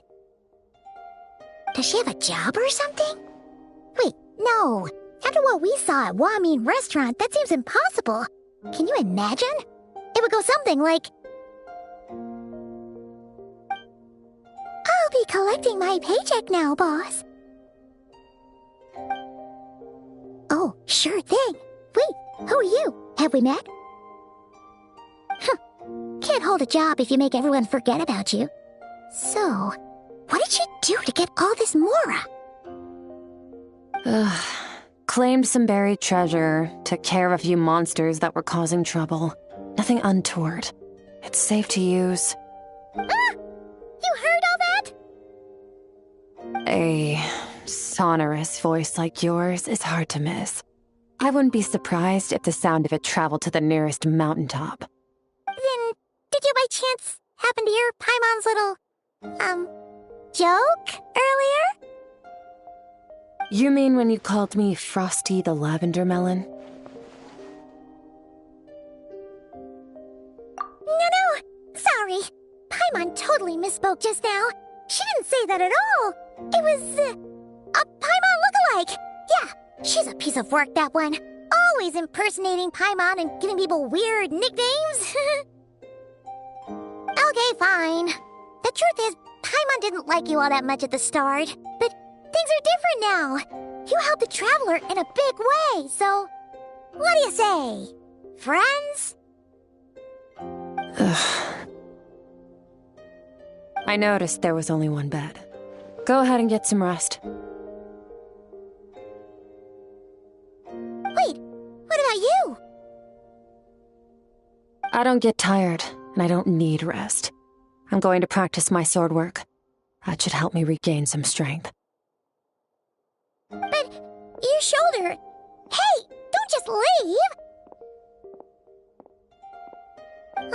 Whatever. Let her tire herself out. She'll come back eventually. Let's get some sleep, Traveler. That comfy bed is calling, Paimon.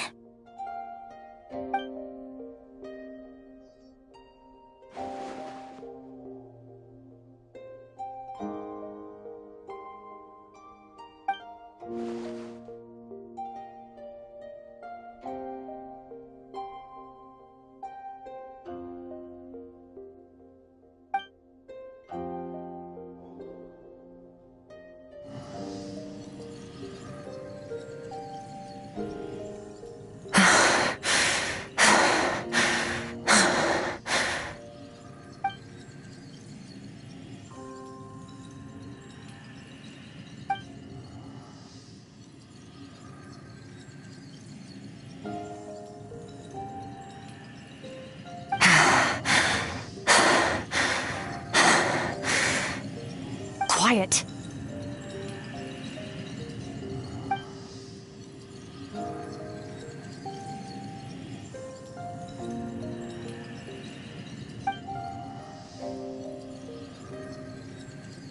Do you even remember how many of us perished in that fire? How many bodies were left to rot on the scorched earth? Yet you alone live on. Keep your gaze fixed on your blade. You don't deserve to rest. Run, Skirk. Run! Only death awaits us here. Keep running, and don't ever look back.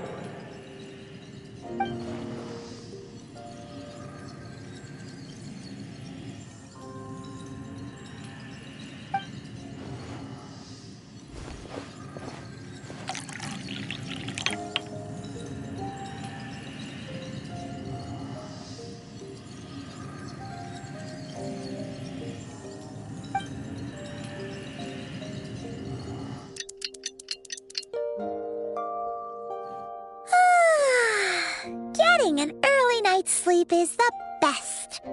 That bed was so comfy. Wait, Skirk? Have you been sitting out here the whole night? The bed's all yours if you want it.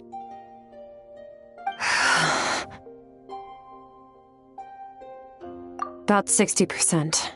Maybe 70. Whew! Paimon thought it would take at least a couple of days. That was fast. No, not fast enough. That's 20% less than last time. Same training regimen, same intensity. Nothing felt different, but somehow the outcome fell short. No, I think the problem's with me. I need to meditate for the next 2 days. Deep introspection should help me find the issue. Ooh, sounds intense. We'll watch over you in the meantime, then. Thanks. See you in 2 days.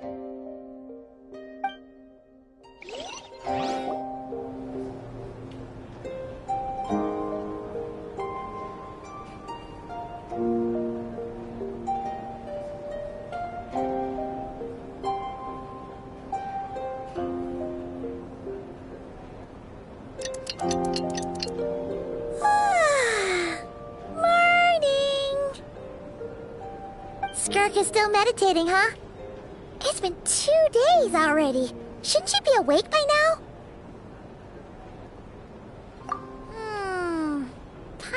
can't think of anything we can do to help. Oh, wait! Breakfast! That's it! Paimon will go get breakfast! Skirk is gonna be starving when she wakes up. Be right back.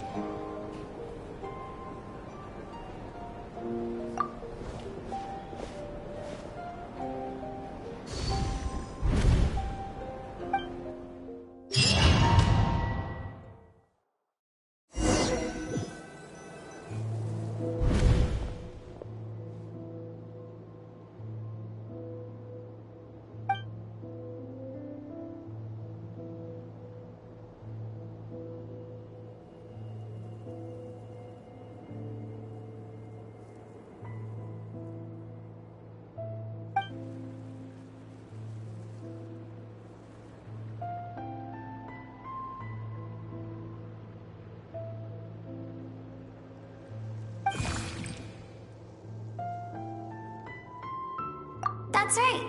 This is Skirk's inner world.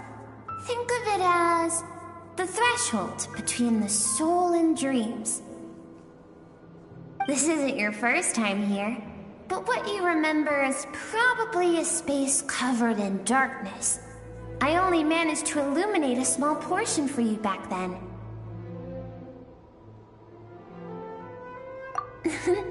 Actually, it's my first time talking to someone like this. I only managed to break free and bring you here because the injury weakened her power. I guess that's why I can speak again, too. Call it fate, if you want. I think that's the word they use in this world for lucky coincidences like this, right? Now, before I take you to her, I gotta ask. You're the first outside visitor to ever come here, so what's your impression of this place? Oh, you noticed. This river represents Skirk's strength. Strength accumulates over time. It is the summation of a person's lived experience. So this river is where all the fragments of Skirk's life should converge into a single stream of memories and emotions, flowing forward as one. But as you can see, this river has been severed numerous times. It's because Skirk doesn't like who she was in the past. And all she sees reflected in the river is a disgraceful shadow of who she was. She cuts through water and rock with the sword of reason, severs her connection with the past, and begins anew.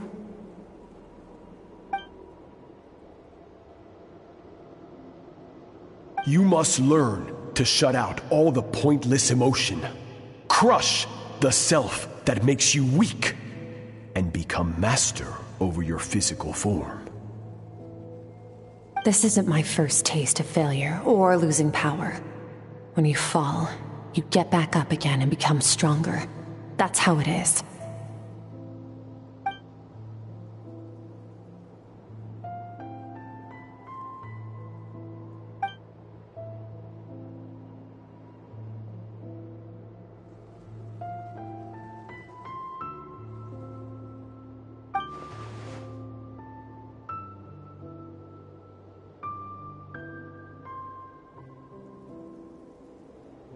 The answer to one mystery invites another question, I see. Let's follow the river upstream.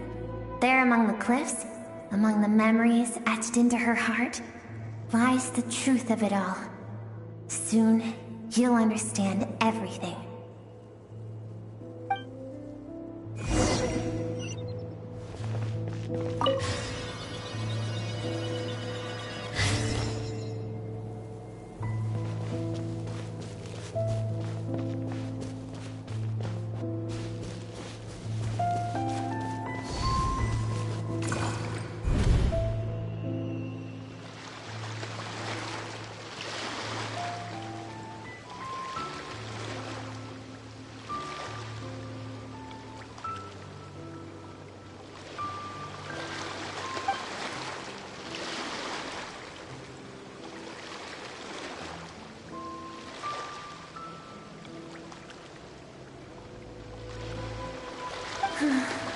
always thought that, even when falling leaves don't come from the same tree, they can still form bonds of kinship when they meet.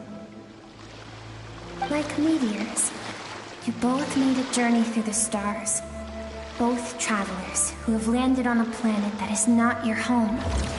Yet, when she first noticed your presence, although she hesitated for a moment, she still chose to walk away, indifferent as ever.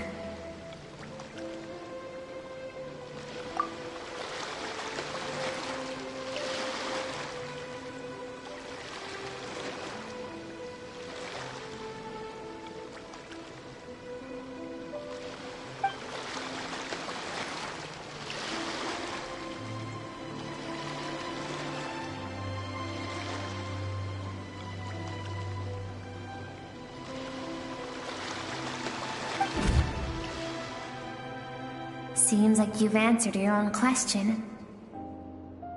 Skirk sees herself as a trespasser in this world. She's made a conscious choice to avoid altering its path.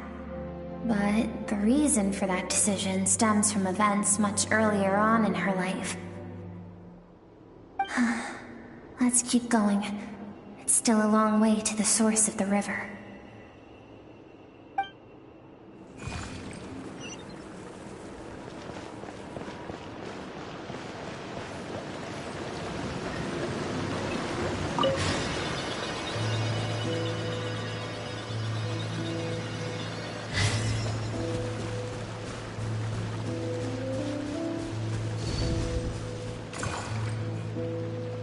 You now have what it takes to wield immense power.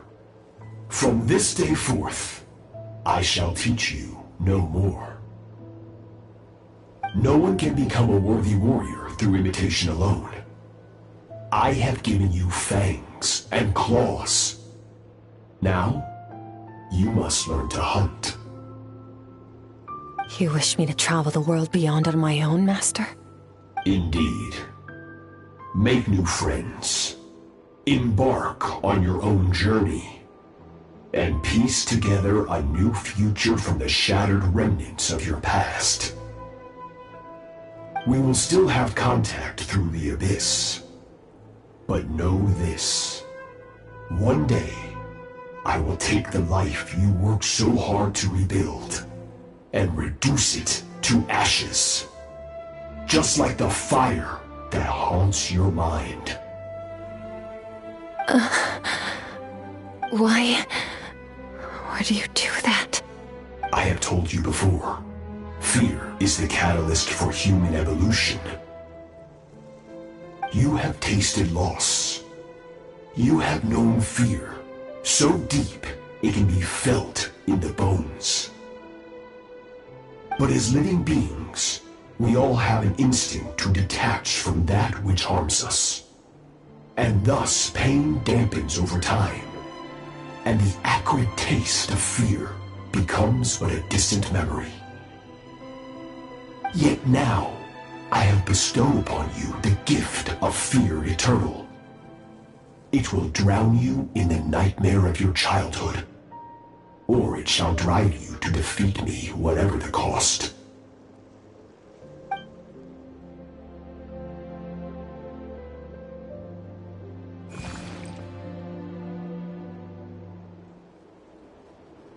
That is what Skirk's master, the foul Sertologi, looked like at one point in time. Of course, as a higher being, physical form is a triviality to him. He could appear as a beast, a human, or even a monster that defies description. The form you see him in here, clad in abyssal armor, is the one he usually wears when traveling through the stars.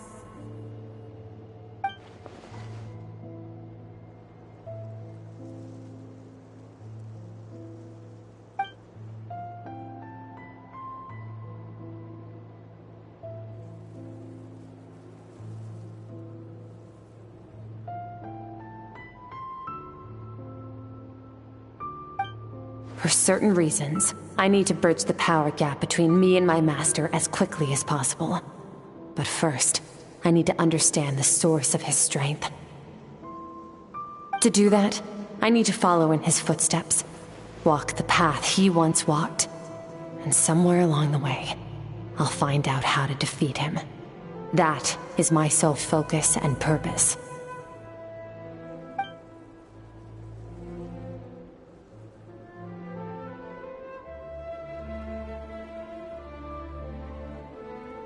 I'll let you in on a little secret. The real Sirology is terrifying. The scope of his power is impossible to understand until you experience it firsthand. It is absolute, the power to crush all things. Shall we keep going? Let's see. We're about halfway there.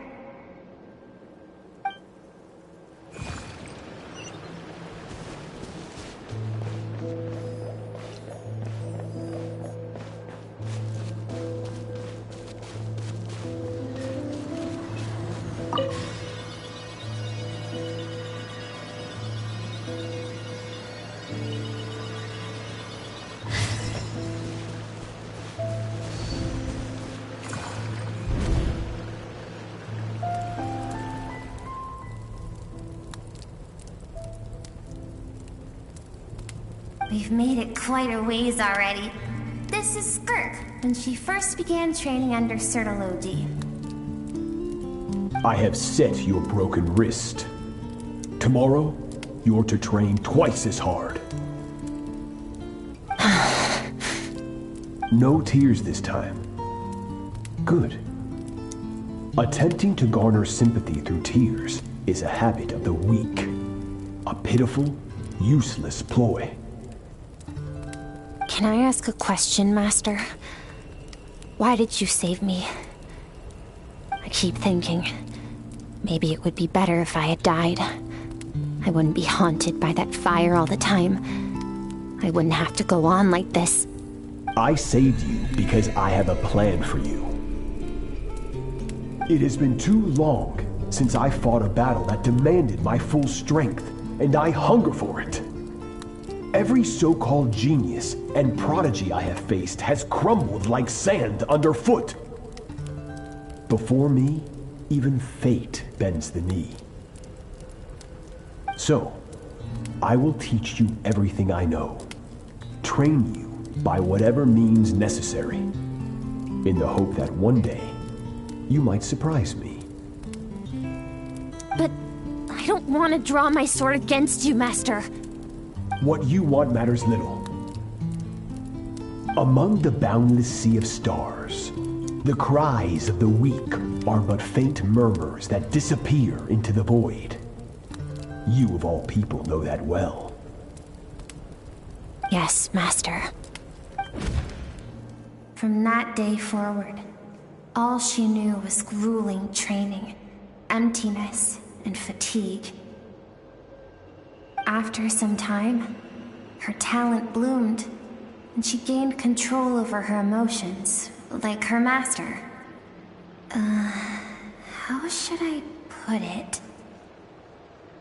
It was not that human emotion disappeared from her heart, but that reason came to dictate all she was allowed to feel.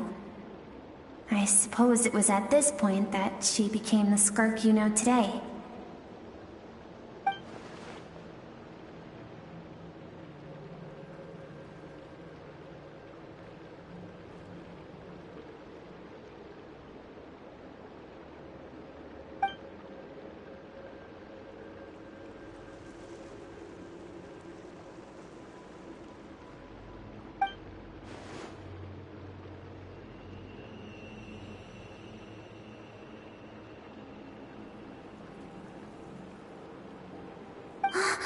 We're nearly there. I almost don't want to reach the end. Well, shall we?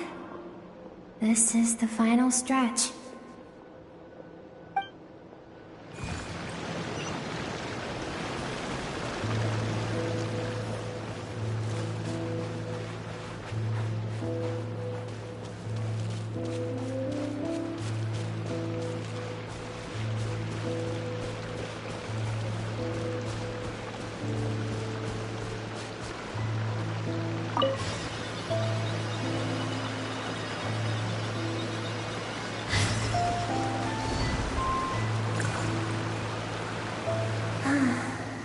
These are Skirk's happiest memories. What a simple and carefree time it was.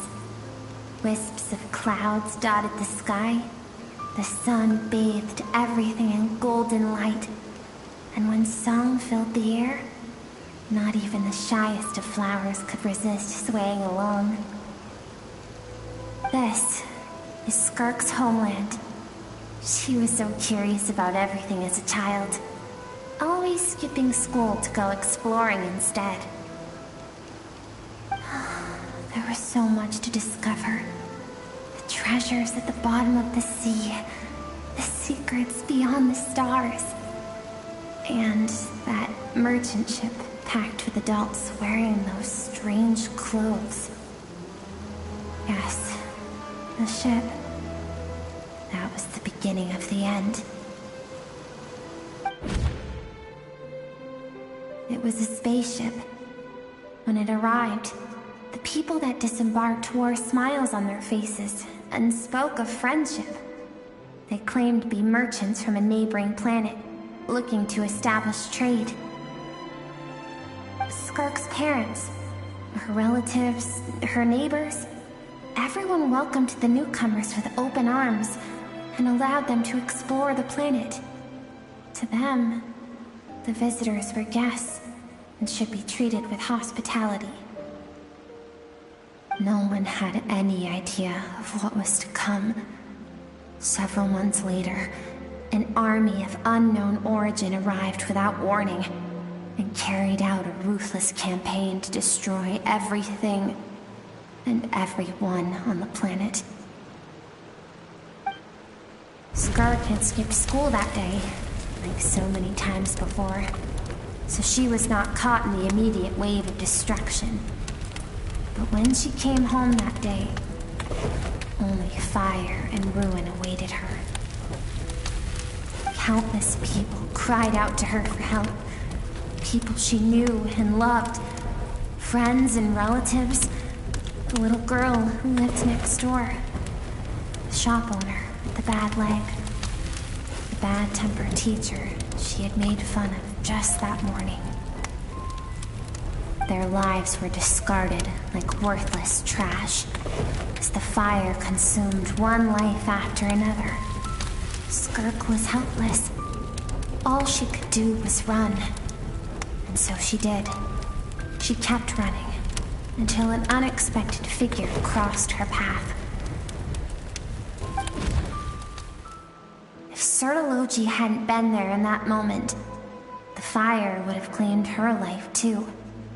And there she would have remained, left to rot in the scorched earth, with no answer as to why any of this was happening.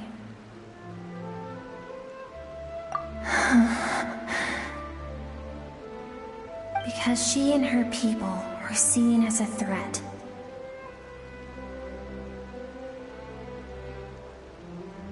As the initial merchant ship explored the planet, they discovered that it hadn't always had the condition to support life. Yet there was evidence of human activity, even during the periods of extreme heat or cold in the past.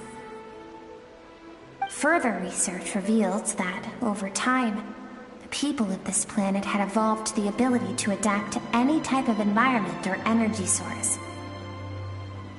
For that reason, the outsiders viewed them as a potential threat and decided to eliminate them before the threat could rear its head. And so, the army was called, and the so-called danger was wiped from the face of the planet. Senseless, isn't it? Deemed a threat because of a gift they didn't even know they had. Perhaps it was their own innocence and kindness that doomed them. But in the end, that was lost to the blaze as well. If those with power get to decide good and evil, then all you can trust in is the sword in your hand. And so, before death could claim her, she ran. She ran and never stopped.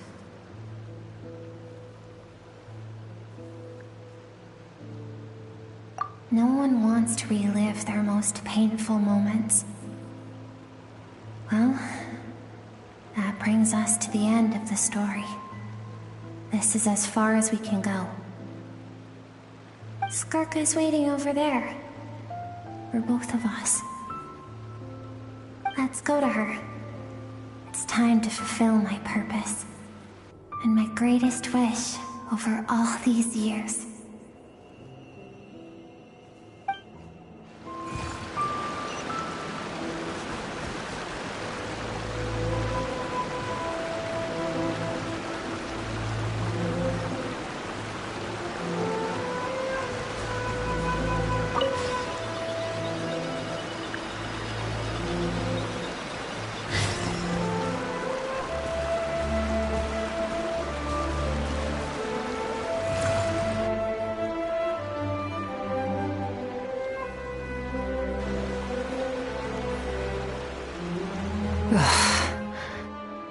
So all this, just so you could bring him here.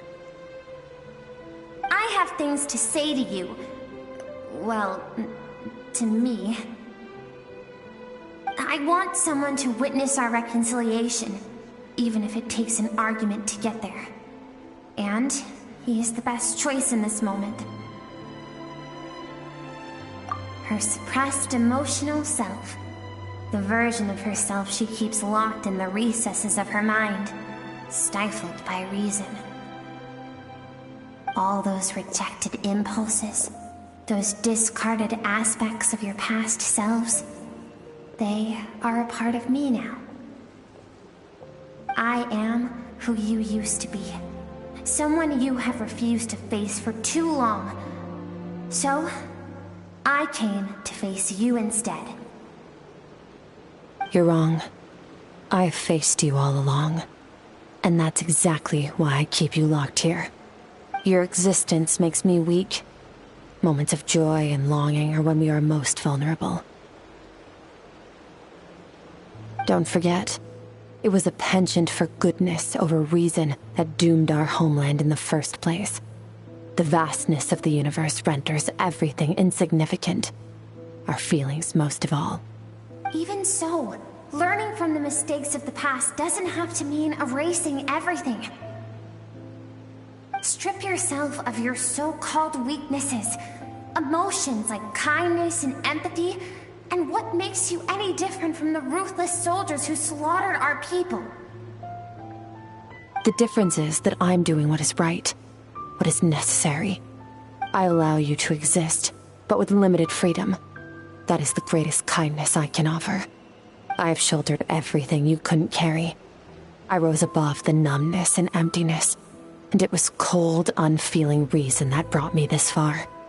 It made me who I am. It made me strong. That is the problem. I want to shoulder those things together. On the grand scale of the entire universe, maybe our feelings are vanishingly small, but why should that mean they don't matter? Emotion gives warmth to the cold expanse of space. It gives meaning to the world around us. Think back to those nights of gazing at the stars, those afternoons of exploring the unknown. Think back and let them grant you peace. A brief respite from the pressure you put on yourself.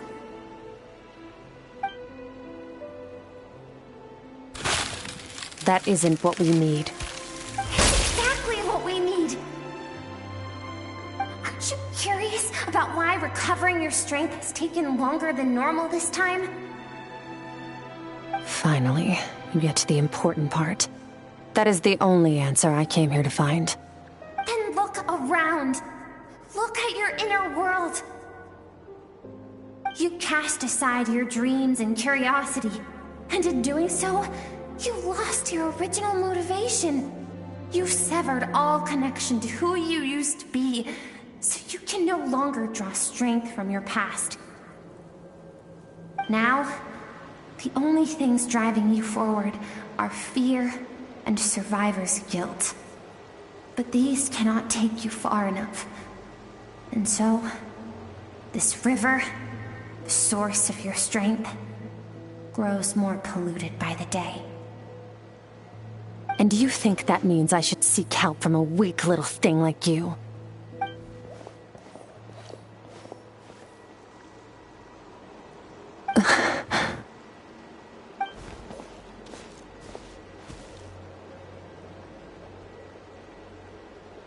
Thank you for saying that. I knew bringing you here would be the right choice. To be honest, I'm not here to argue with you. This isn't about who's right or wrong.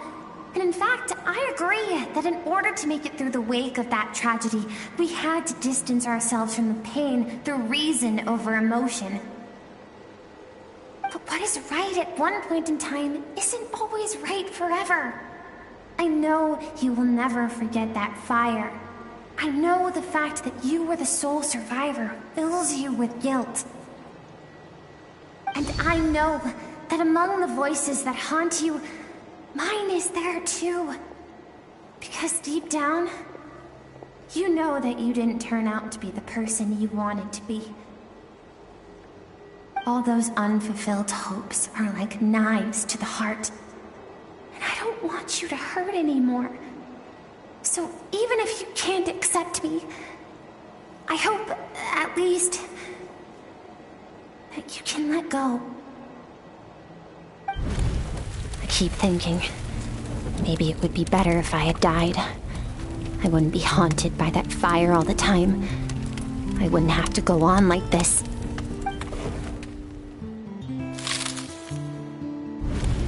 Your dad and I, we're not afraid to stare death in the face, but we need you to survive.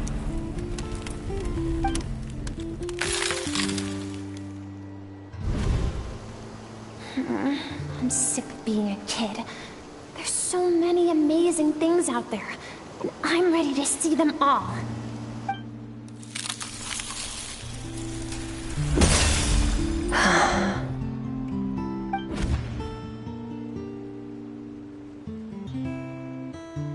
I remember. There was a song Mom and Dad always sang when we went out to fetch water. Dancing water.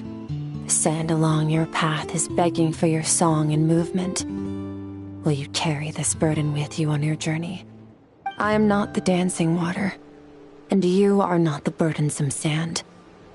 But if this is your wish, then I will carry you with me until the end. Thank you. I should be thanking you.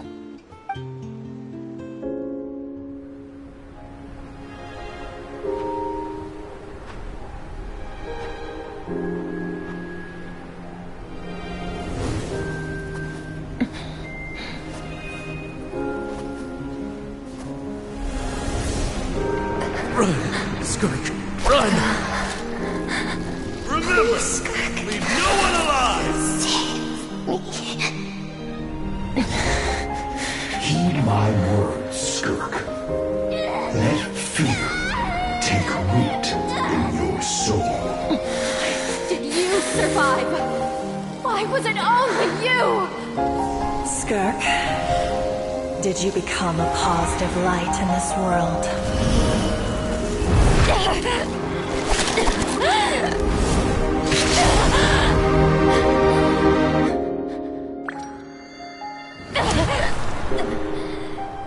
Hey, this doesn't have to be the end.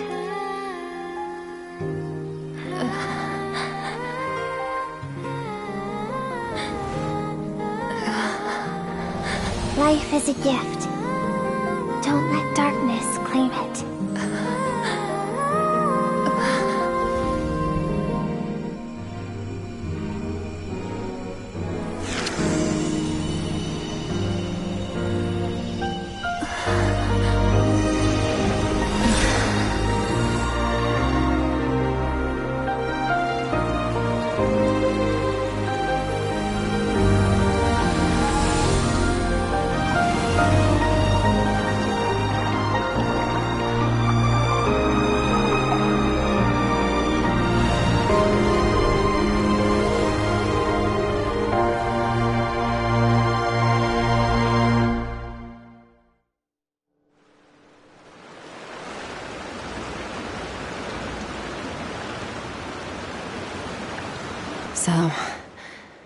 saw my memories then.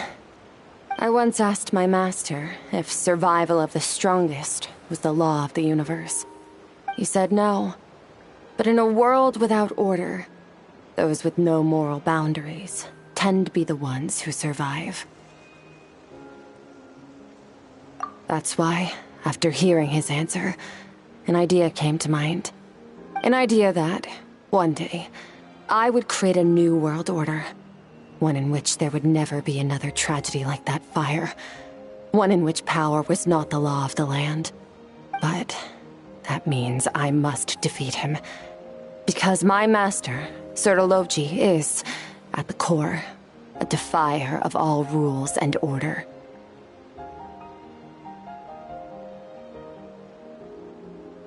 Yes, and not just because of the gap in our abilities, but also because I have no reason to see him as an enemy. Although his decision to train me was not made out of kindness, he did everything a master should. He saved my life, taught me the sword and the principles of strength. And for that, I respect him.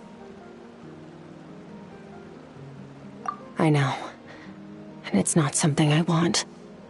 But Master never goes back on his word. I have to treat everything he says as a promise. He's no longer into that, but he sends me messages through the abyss every now and then. Most of them are simple greetings, or an answer to one of my questions. Every time I hear from him, my heart skips a beat. And I wonder if this is the moment where he'll finally appear before me and tear down everything I've built to pieces. Maybe that means I do live in eternal fear, just like he said. Yes, I respect him, but I'm also afraid of him. And for that reason, the pursuit of strength consumes every moment of my life. I don't know what Master has planned, but I have to be ready. Help me? Why? This isn't your fight.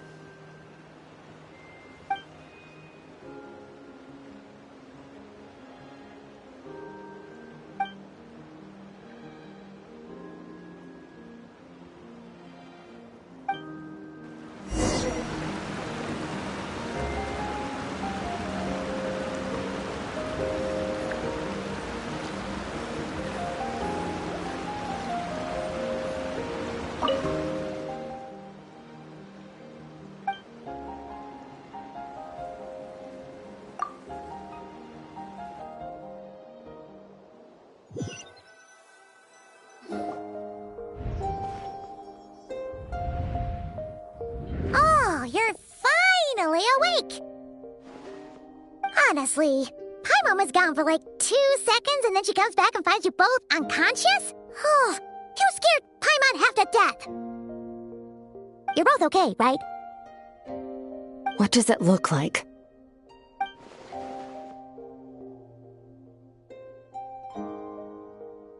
Only water from the source can cleanse the rot and filth that flows from the past into the future. I taught you to incorporate the experiences from your journey into how you fight. I suppose what happened today will become an inseparable part of who I am. Okay, so Paimon feels like she's missing some important context. But whatever. Paimon brought back tons of delicious snacks! Let's dig in!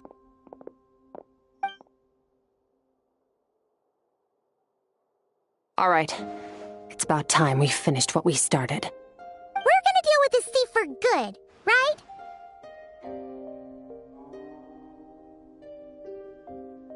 This time, I'm not going to tell you to hold back. But having digested even more power in the meantime, he's going to be tougher than before. The good news is, we have no reason to pull our punches this time. So, let's go. Same place as last time.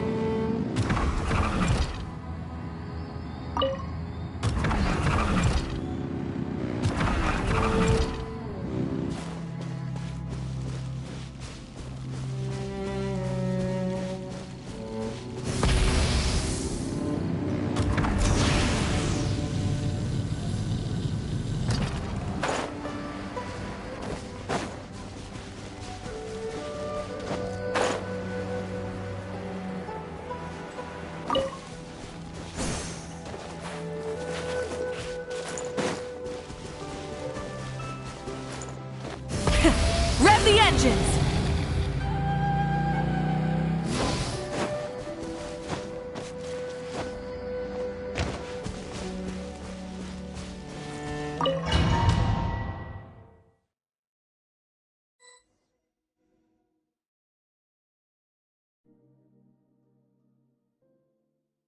The fog is gone!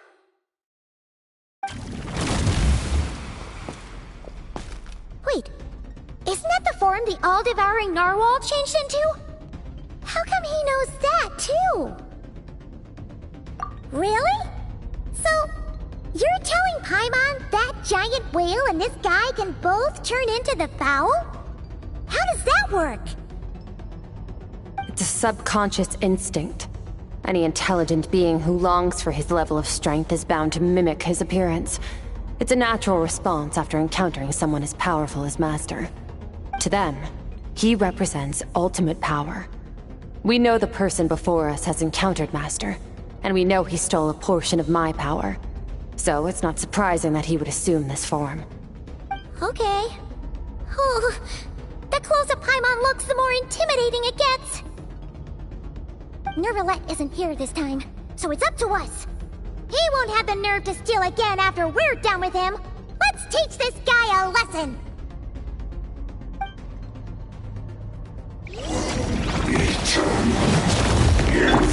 Bombs away! Everlasting. Into the void! Merciless!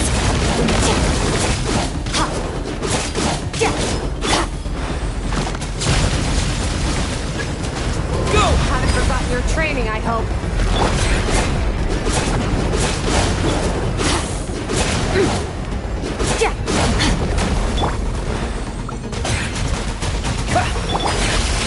Paradigm shift! Fearless!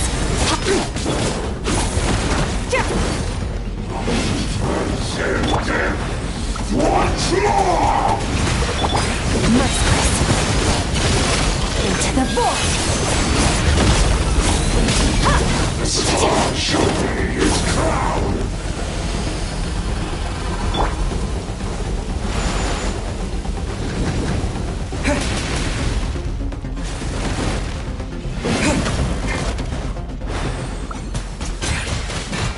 Water jet! Fearless! Paradigm shift! Beyond this world!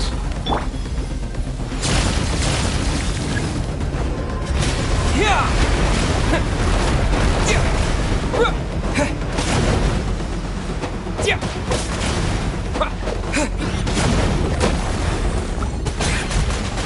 Water jet! Mine to wield.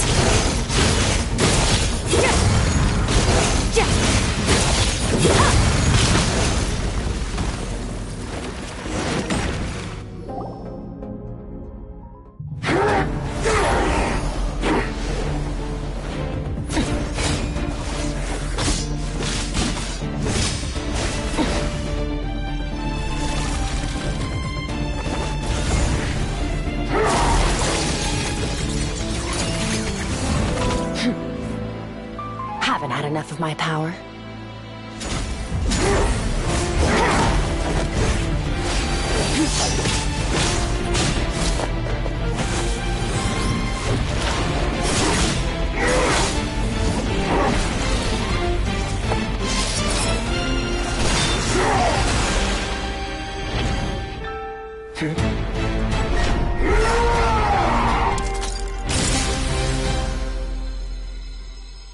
Well then, let's see how much more of this power you can handle.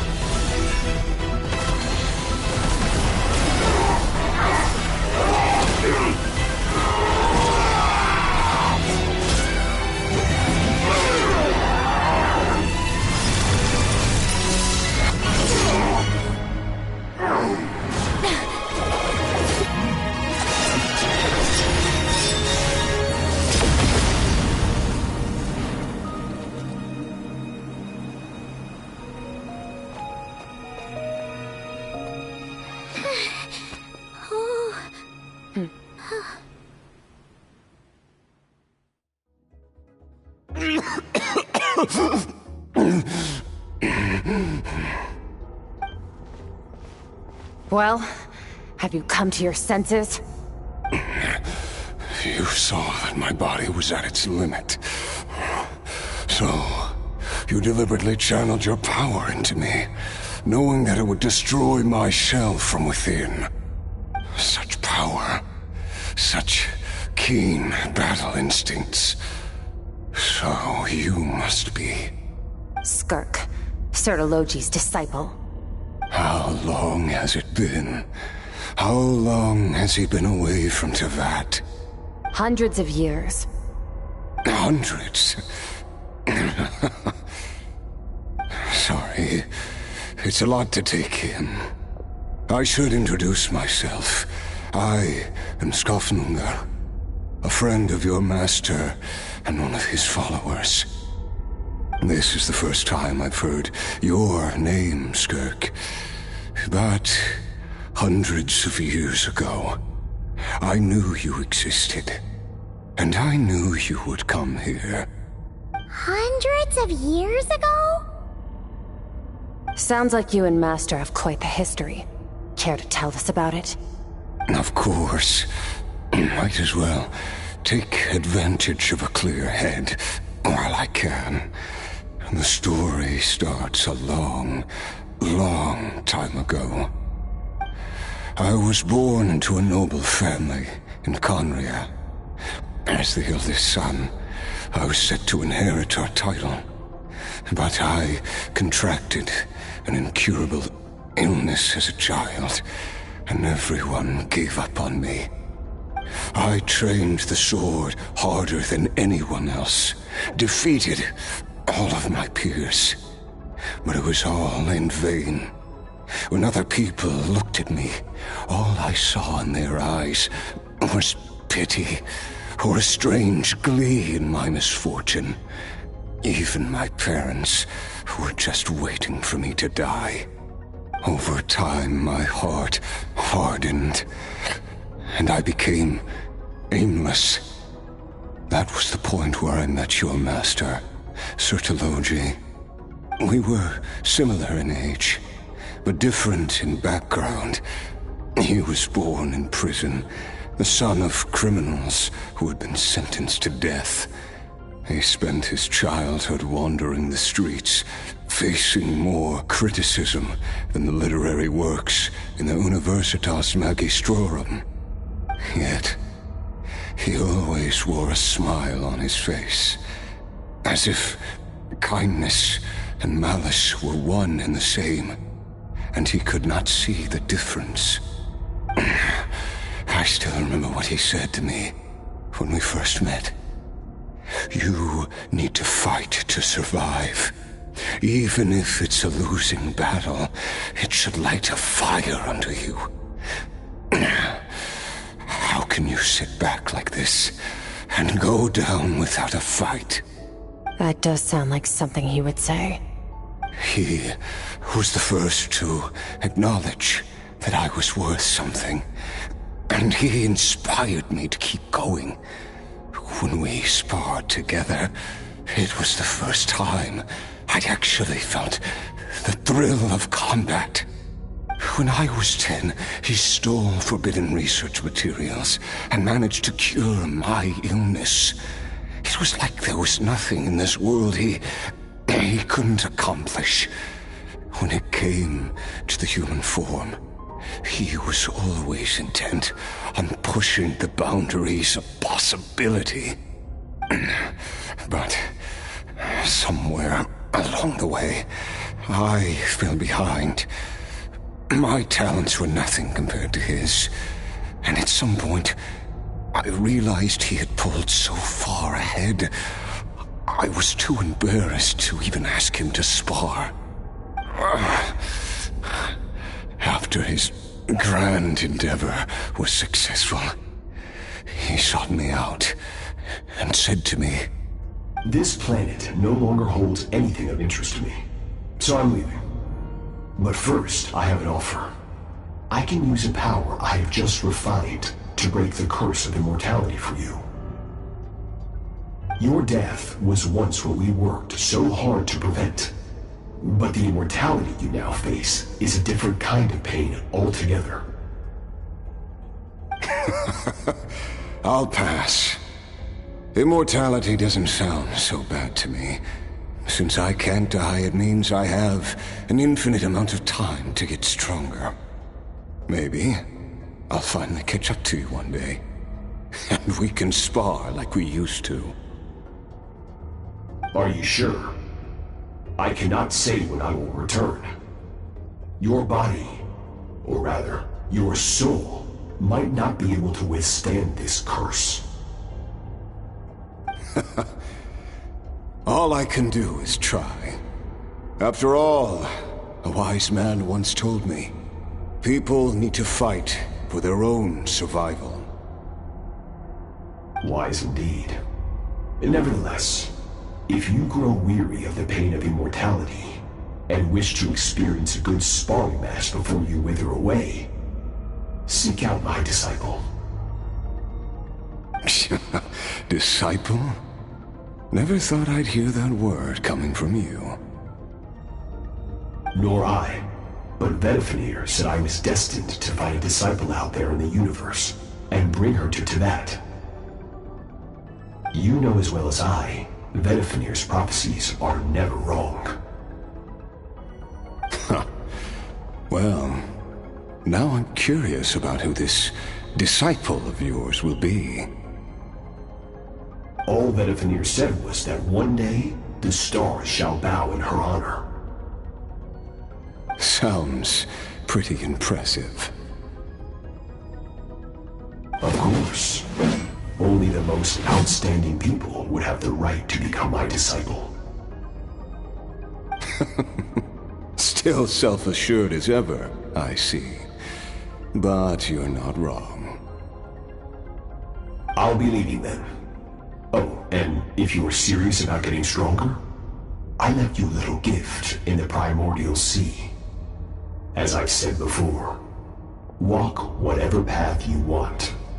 Freedom means even the wicked get to make their own choices. Waiting for me in the primordial sea was the all-devouring narwhal, already beaten into submission by Sertologi. In its weakened state, I was able to cut off part of its flesh and sew it into my own heart.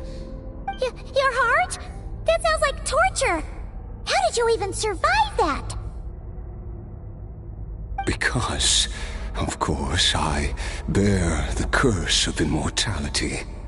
So, you used the curse to turn yourself into a vessel for power. Even with that whale's ability, devouring power like that is not something the human body can withstand. With your body and soul constantly at the breaking point, it was the curse of immortality that sustained you. But that is not the path to strength. You have to pour your heart into it, work for it, dream of it. Instead, you stole something that didn't belong to you, and it backfired. You're right. I should have known better, but I had already pushed myself to my limits, and he was still miles ahead of me. So I had to take a leap of faith. I miss your master. I miss the days when we were all together, troublemakers without a home. I don't regret the choice I made. But if you'll allow it, I do want to apologize. To both of you. After the beating we just gave you, I think we can call it even. You're an interesting one as well. Sertologi's disciple. That's a lot to live up to. It can't have been an easy experience. I know what he's like. He rules with an iron fist, using despair and fear to force you to catch up to him, all the while standing ever out of reach. We're like mountain climbers in the dark, never knowing how much higher we have to climb, or when we will see the sun again. True. But I made up my mind long ago.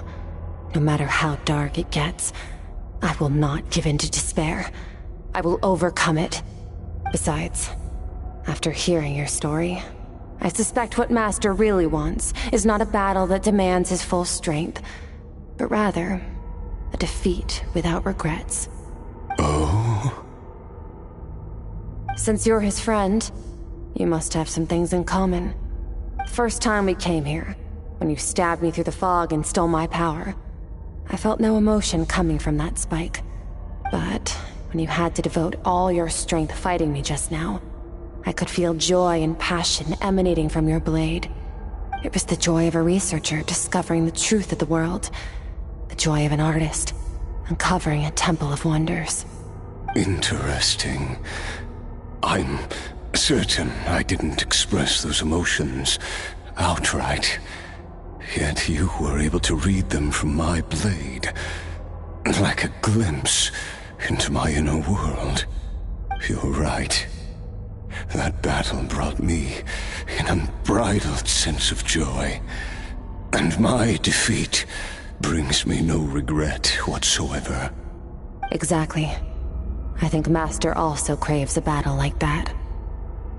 One where his opponent forces him to use all his strength, unlock the extent of his potential, and transcend his own limits. A battle to end all battles. After which, all can come to an end, including, perhaps, his life. For that very reason, good and evil are meaningless to him. He has one purpose, one goal: to complete himself. It's one of the secrets to his strength. Perhaps you're right. Perhaps that is his call. What a battle that would be.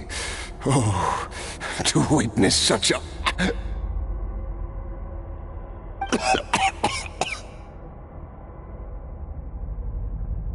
Are you okay? Too many different kinds of power are surging through my body. The curse of immortality allows it all to coexist, but it does not remove the pain. I won't be able to hold on to my sanity for much longer. What a shame. I would have loved to witness that battle.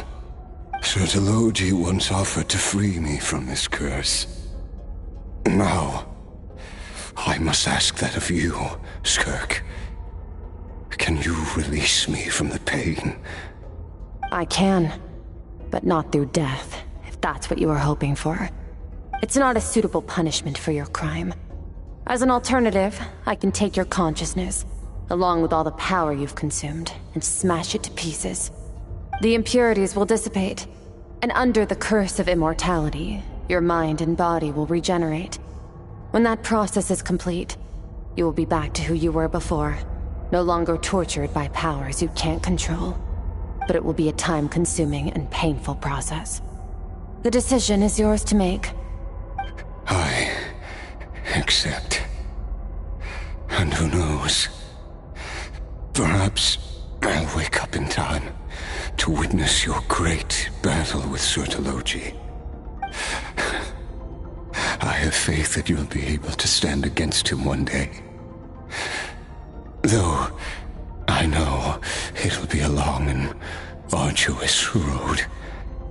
If we are climbers in the dark, it appears the dawn has finally broken for me. But your ascent continues. At least, it looks like you are not alone on your journey. I will reach the top of this mountain, no matter what it takes. And you, Skofnunger, will be my witness at the end of all things. That's finally over. Let's get out of here. Huh! At least we don't have to make a mad dash for the exit like last time.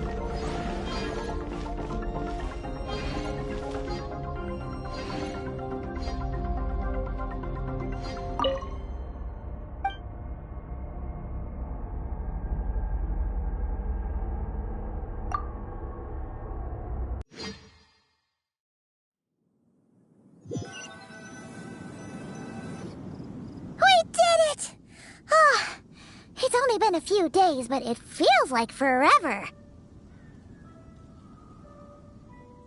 Once again, we've proved there's nothing we can't overcome. We're just that awesome. Wow, you sound even more confident than usual. Guess you really have become stronger. Today sure went by fast. It's night already. Oh wait, that reminds Paimon. The stars you mentioned, the ones that died out, are they back now? Yes. The power Skafnungur stole has been returned. So, the stars have regained their light. Great! Huh, it's crazy that you even noticed their light was gone. There are so many stars in the sky. If a few disappeared, Paimon definitely wouldn't be able to tell. I suppose it's because I have gazed upon this sky for centuries. The false stars, hanging in the meticulously planned sky, glittering with rotten light. It's not real. And yet, it is for that very reason that I can look upon it and enjoy the momentary peace it brings. Even the most beautiful of bubbles has to burst. We will return to the real universe one day, whether of our own volition or not. Time marches ever forward. Even the innocent and naive will taste life's bitterness. Yet through hardship, we grow until we learn to seize the sands of time for ourselves and uncover our true strength. Though we gaze upon a false sky, its vastness and majesty is palpable. One can only wonder, what is it going to take for kindness to reign supreme in the vast expanse of the universe? Ugh, this is all going over Paimon's head. But if she knows one thing, it's that the traveler always finds a way. Ever since we met, he has filled Paimon's days with happiness. No matter how tough things get, he always finds a way to make it better. If it's too big a job for one person, then we'll do it with two. And if two's still not enough, then three. We've met so many amazing friends and accomplished so many amazing things. As long as we don't give up, we can make any wish come true. I suppose when it comes to you, anything is possible. Well, I should be going. Now that my power is no longer isolated from my emotions, I need more practice to get used to it. I suppose fate will decide. Maybe we'll bump into each other on the street. Or maybe we'll reunite on a different planet entirely. Regardless, reunions and partings are but passing moments.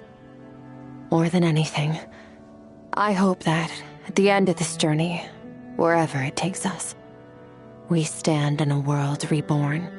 One without war, pain, or forced partings. One where new life can bloom, even where there was once nothing but scorched earth. For this, we must all work to become stronger. Goodbye, traveler. Remember your training. Make sure to put it to use.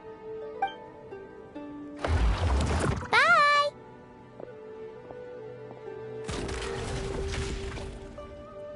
Is it just Paimon, or is she being nicer than before? We definitely count as friends after all that, don't you think? Hey, what do you think about camping here tonight? There's nothing quite like sleeping under the stars. Come tomorrow, we can continue our journey. Oh, and since Paimon treated you to that super nice meal at Wanmin Restaurant, it's about time you returned the favor.